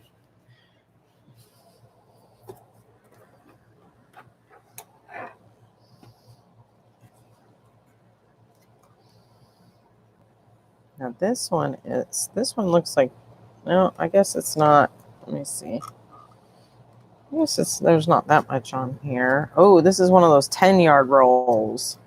Ooh, I don't know. I don't know if I want to unroll it. What is this? I thought I had 2 rolls of this. Where'd it go? What did I do with it?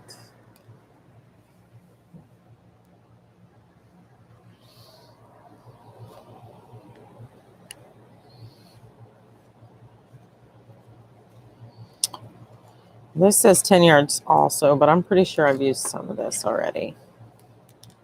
I think I should put this with the vintagey looking one because this looks vintage and I'm more likely to use this. I have 2 of these, I thought. Darn it, Dana. What did you do with it? No. I didn't roll it up already.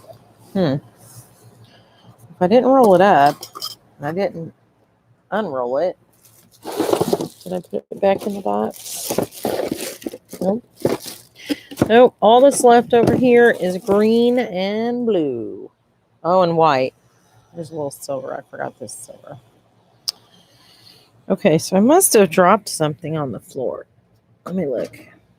No? Oh, Lord. I did find this on the floor. It was from earlier. All right, so I don't know. I don't know what happened to the other roll of this. I'm losing my mind.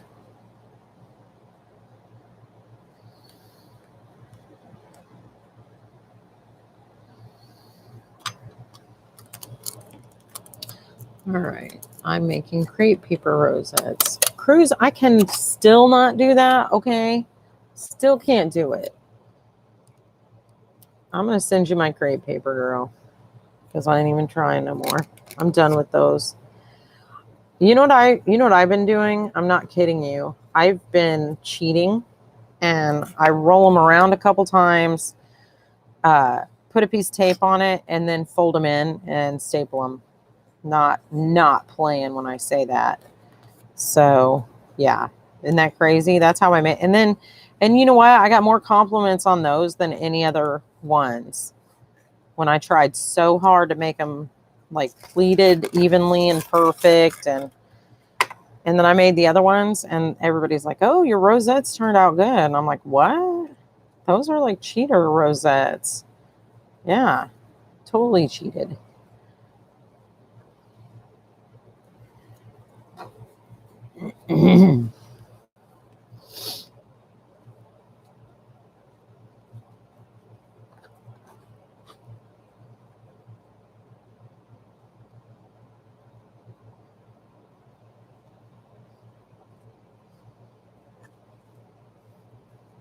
Girl, call Karen at your Tuesday morning and be like, "Are you at work? Can you meet me at the door? I'm just going to hand you my credit card. You know what I want. Can you just take a picture of the shelf and I'll let you know what I need?" Maybe someday Tuesday morning will be like that, where you can just click, click, click and buy what you want, and they'll pull it off the shelf and meet you at the door. Because our grocery store does that now, and I think that's a great option because now you can stay in your car, they load them bags, and you go. You pay for it online, you pick a time you want to pick up, and I don't even have to get out of the car, girl. I sit in the car, I pull into whatever the spots are. They have like A, B, C, D, E, and I call the number on the sign, and I say, I punch in that I'm in spot E, and then it asks you for your order number, and you put your order number in, and girl, they bring it out. And they put it in the trunk or the back seat or whatever. So I'm like loving that. Now, they did mess up my order, but I had a few missing items last time. But then all you do is you call the store and they just credit that item back. But if it's something you really needed to make something else, that would have been a bummer. This was not like anything that was super important. It was just something that I wanted to try that was on sale. And I was like, maybe I like it, maybe I don't. And then they forgot it or missed it, whatever. But I did check my receipt because I remember thinking, oh, I thought I ordered one of those. So I was glad I checked my receipt when I got home as I took everything out. I checked to make sure that it marked it. I highlighted the receipt to make sure that I had paid for it and that it was in the bag. And that was the only time-consuming part of that.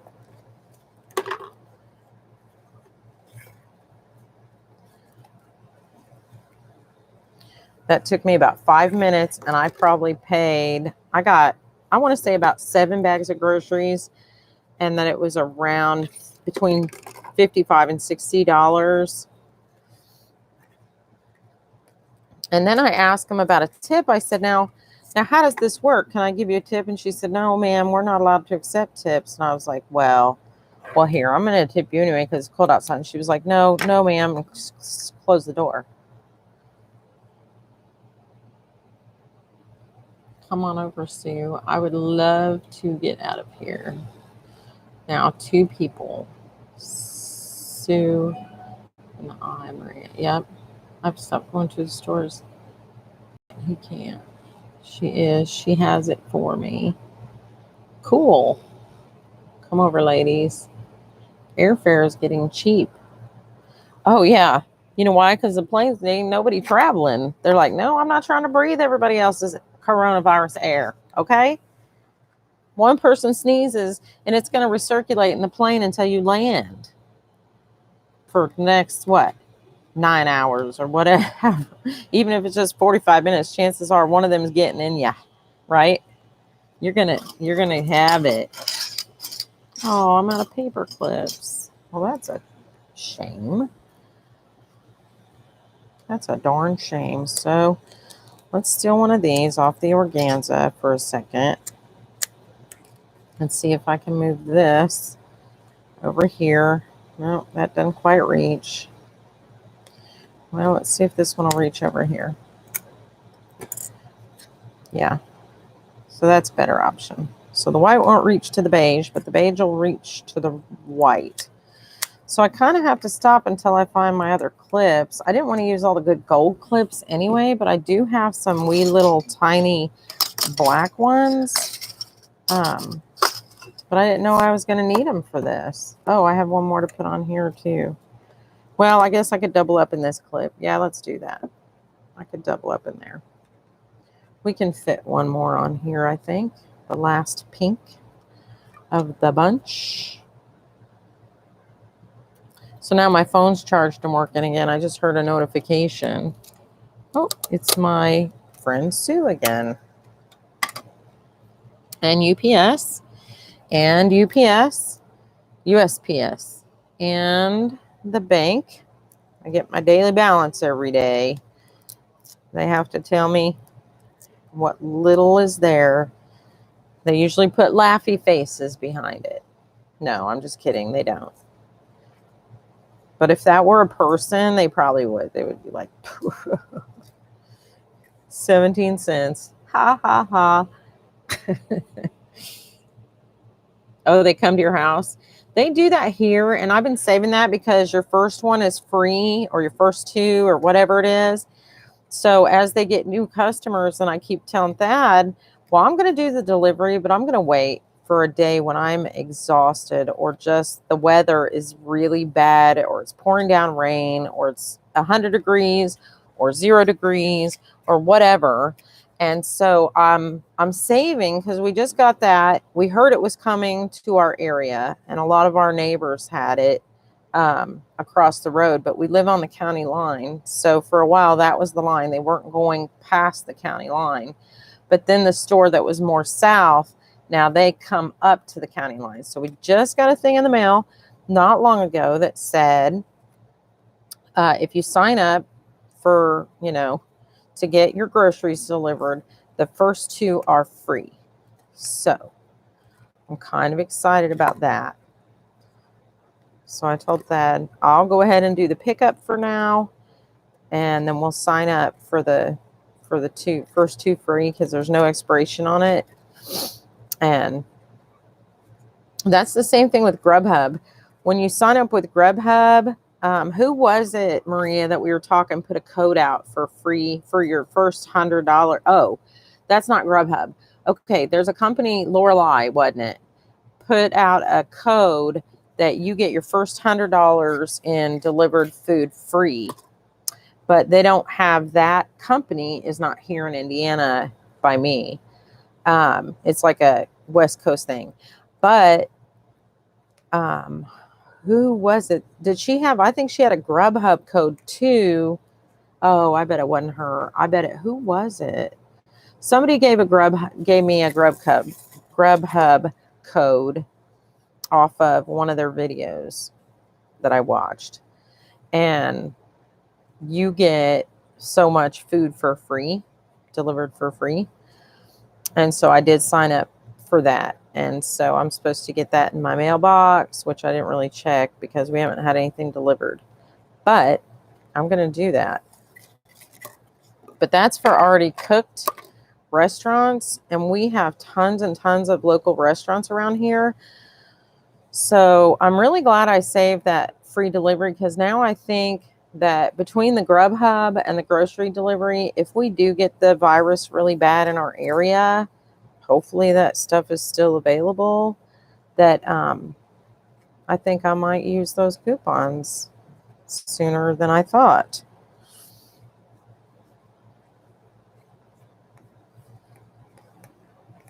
Oops, a little bit out over.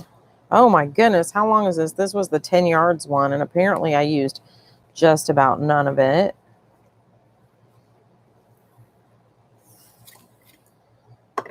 Oh, we're getting to the end, people. Thank you. Thank you. I'm glad to see that.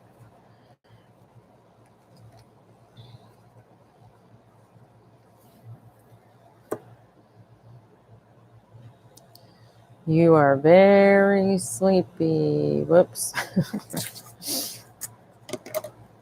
All right. I'm going to hypnotize my audience. Please like and subscribe. I could be like Sigmund Freud. Tell me about your mother. That's my best Sigmund Freud impression. That's all I got. All right, I'm kind of afraid that will slide off the end. So let's put something down here to anchor this for now. I don't usually use these big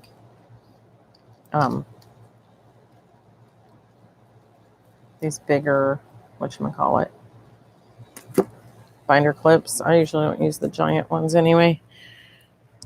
They're too hard to squeeze. All right, so let's see what's left in the box now. Now this is all. This is all that's left, people. Oh, there's a pink one I missed, but that was one of the white ones. So this is all that's left. So we've got the green and the green and the green. You guys know I love green and blue. So that is why we have a lot. We have a lot of green and blue here, don't we? I like it a lot. Yep, and it's all tangled up.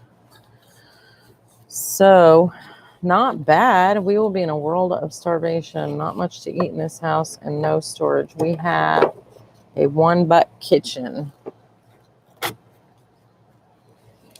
You don't have to do that. We'll always follow you, right, ladies? Aw, thanks, Grandma Joe. 180 people. Boom. They all have it. LOL, Dana. I have been getting canned goods. I want to be able to eat in lockdown when it comes. You don't have to do that one. Yes. So, well, and me and Thad have ridiculous stores of food normally anyway. So that's just not even, it's not even a concern. We buy stuff in bulk when it's on sale, especially like frozen things. So our problem would be if we didn't have electricity. So in like if we have like this great financial, what do they call it? Oh, whatever. Somebody said something about a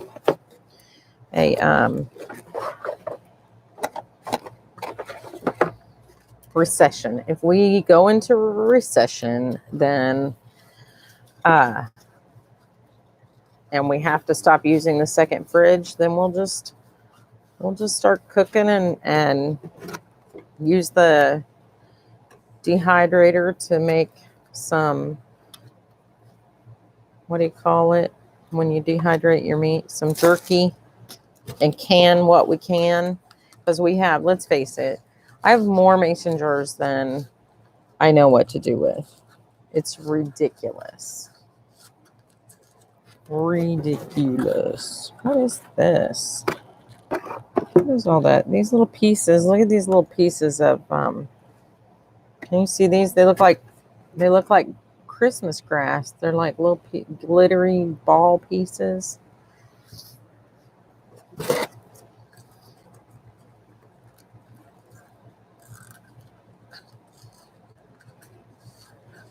All right. So I may not have to wind up a bunch more, but it would probably help contain this mess. But let's look and see what I ended up with, because I kind of want to stop winding because I'm over it. Let me put that there for now. Okay. So I'm just going to go ahead and use these dowels since I have them handy. Nope, that's not working. Okay, just forget it because that's falling off faster than it rolls back up. So here's my green stuff. I have a lot of green. A lot. So there's green and that. And here's blue. And then this is what we got that's white, and here's white. So these are probably going to get, I don't use white really ever. So I think I'm going to probably coffee dye those two, or avocado dye one and coffee dye. Oh, there's a blue in the box. So we got to the bottom of this box. See where I installed the dowels on the sides of the boxes? You see where I poked all the... Originally, I had covered this big shoebox in dictionary pages, and I made these holes in the front to feed the tiny ribbons through that I placed on the dowels. That worked out great for a while. I thought it was really cool, and it kept my ribbon clean because it was inside this box. The problem was, the more you pulled one, it would hit the one next to it, and that one would spin. And when I didn't have that many ribbon, I was able to take it apart, ribbons. I was able to take it apart and put a big bead. I had a big bead in between each one that kind of prevented the other spool from rolling. And if it did, it rolled the opposite way, because one would go forward and the bead would roll and push the other one back, so it wouldn't just unravel. Well, that worked okay for a little while again. Then finally it just all kind of went to the wayside as I got too much ribbon. So I would say, as far as the green, because I do go through it faster, I'm thinking I may not even put it on cards, especially with St. Patrick's Day about upon us. I know that I'm going to be using some ribbon. Let's put this in here. So, there. I think that I'm going to contain the green and the blue right now. Oh, my pig. Oh, my piggy. What's your pig? Sue, Alberta Weinstein. Mine's Flo, isn't it? So I think I'm going to put the green in here, and I'm going to get another little bag for the blue just to kind of stop doing this for right now.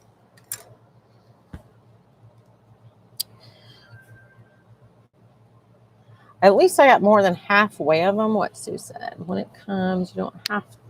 Let's see. The Spanish virus killed more people than any virus. I wish we had an extra freezer. And the Hong Kong flu killed a lot of people too. I have a freezer too. I want it, Sue. You want it, Sue? LOL. Wouldn't that be awesome, Grandma Jo? Thank you for the offer, though. I wish I could bring it to you. Aw. I wish we could help you with your move, Grandma Jo. If I was close, I'd come over and be helping you pack and helping you have a garage sale. You know, the weather this weekend is going to be perfect for a garage sale. Let me tell you what, it's supposed to get so warm. It's crazy. Okay, so I got a text from Sue, but it has those little lines. Here, let me cover up her phone number. See it loading. It says downloading. So I don't know what she sent. Okay, so blue and green aside, and glitter over here. Oh, this is blue too. So now, look at my little piggy. Now we're going to look at this. Let me put these in here. I should take a picture of this, but I'm just going to stick them in. Hold on. Before I toss them out. Nobody ever told me if they had a good idea or not. And I'm afraid the cat's going to come knock them over anyway. So.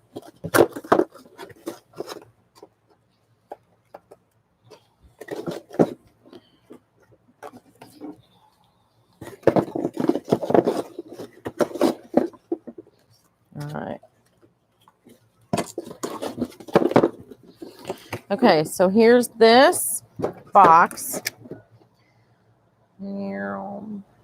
Full of these spools. Anybody know what I can do with these spools? Do we have a craft project for these spools? I have combined the bag, the box, the basket, and this still has to, we still got to work on this, and all the ones that were, and I couldn't close that box. I don't know if you saw that box when I pulled it out, but that box was stacked up. I could not close the lid of that box.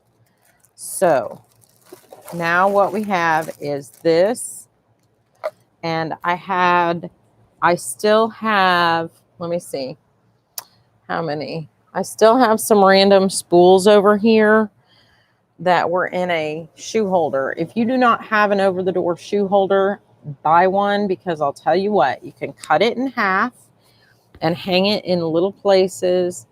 You can cut the bottom off. You can make shakers with them. Oh, how about that?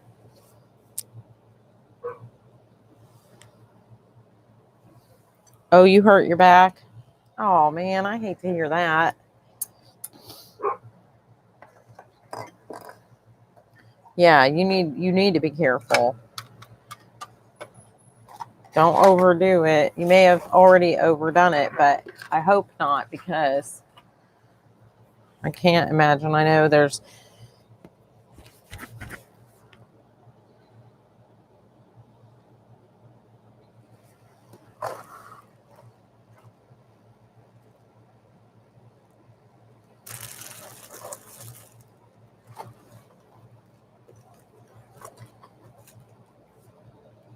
nothing worse than getting hurt right before your move, because I know you want to do stuff and move stuff, and there's some stuff when you're dealing with your stuff, there's some things that you just can't You have to do yourself. And that was what was so hard with me and my mom. I literally couldn't help her with her. I could go through everything. I literally took baskets of clothes and I would hold them up one at a time. And she would say, Goodwill, garage sale, keep, or whatever. And she just sat and all she had to do was look. But as far as the paperwork, I had to bring her little baskets like this size of things, receipts to go through and little paperwork things to help me sort her items when we were trying to start clean out her house, because she can't do it. She can't walk around and she can't get up and down. So I literally was just running back and forth. Now the rest of the time I got it. Like I can go take the curtains down and wash them and hang them back up and do stuff while she's sorting. And that's what I did. I, wash down the cabinets or whatever I'm doing. I take the light fixtures apart and clean them. I do laundry. I do whatever needs done. But some stuff you have to do yourself. And that's the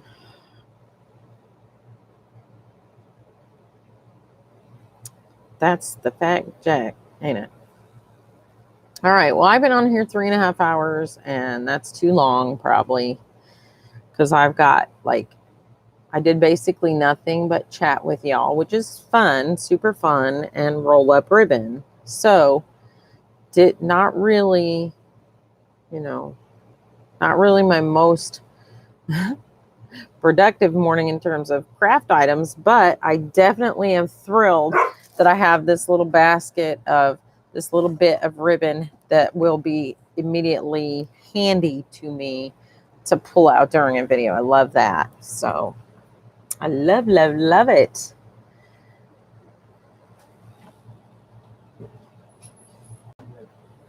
Oh, Lord.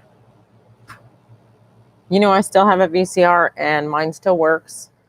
But we only have a few. I keep saying I'm going to buy the movies that go, the movies that we have that I watch.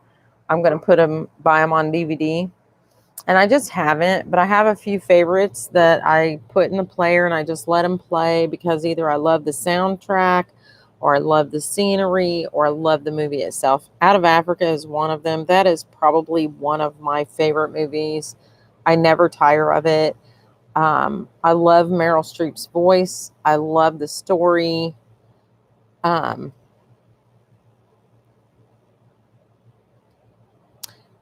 I tell you what, thank you. And I thank you guys. I love you guys. You're awesome. So my bratty dog out there being demanding. He just went out. But I love Out of Africa. If you have never watched it, it has Robert Redford, it has Meryl Streep. The story is a true story written by Karen Isaac Dennison under a different pen name because back then women didn't quite didn't write. They weren't authors. So her pen name was a man. Anyway, it's the story of a woman, and back when women didn't control their own money, they had to get married to access it. She married her friend who had no money, and it worked out, seemed that it was going to work out because she was in love with her friend's brother, and things didn't work out between her and the brother. And so she said, look, they won't teach me anything useful. I can't touch my money. And we've always been friends. Why don't we just get married? And then we can do something. We can we can use the money to do something. And so they got married and they moved to Africa, and she decided to start a coffee plantation. And they told her, you can't grow coffee this high. And she said, well, has anyone ever tried? And they basically said no. And she began a very successful coffee plantation. In the meantime, she did a lot of things that she broke the rules. She developed a reputation for herself in that country, in that town, in the city, as hardworking, honorable, woman of her word and gained a great amount of respect. And one day, a fire completely devastated her farm at production time. And as a result, I will not tell you the end of the story because you will have to watch it or it'll be a spoiler. And it is a wonderful, wonderful movie. You will bawl your eyes out the first time you see it. Don't forget about Dennis George Finch Hatton. He becomes significant to you. And the poem she reads, I will always love. That is a well-known poem that she reads during the movie. Anyway, that is a woman. She was quite a woman. And the story of her life is remarkable. She's from Denmark and she tells the story like a true Danish would. And so she leaves Denmark and tells of her return to Denmark. And I can't imagine as she grew old and wrote this story down on paper with a pen. I don't know how she found the words to express where she had been and what she had been through. But I will tell you this. The movie was bought, as I understand, over 9 times and went into production over 7 times and was scrapped because it's such a beautiful story, but it was impossible to shoot apparently. And finally, the last time, of course, when they finally got through production, it won award after award after award. The scenery is fantastic. The cast is amazing. The direction is unprecedented, and I love the score. The soundtrack is one of my favorites, um, and it moves me. It moves me that one person, one woman, in a time when women were not held in great esteem, could make such a difference in the world. That one woman did, and she did, and she wrote her story because she knew it was significant. She knew it was significant, and as a result, I got to know her. And what a shame had she never wrote that story down, and we would never have got to know her once she had passed away. What a tremendous shame that would have been. I am so glad she took pen in hand.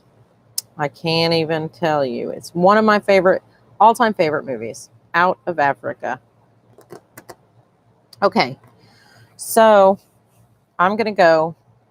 I'm going to stop telling stories now, and I'm going to get my act together. I've got laundry in the washer. I've got stuff in the dryer that can wrinkle because it's just washcloths and junk. But I, needless to say, have to go do some adulting and switch those around and, yada, yada, fold and stuff. So have a good day, ladies. Thanks for coming. I always love chatting with you. Happy Saturday. I hope it's warm and sunny wherever you are. Grandma Joe, I hope that you feel better soon. And thank you all for coming. I love you all.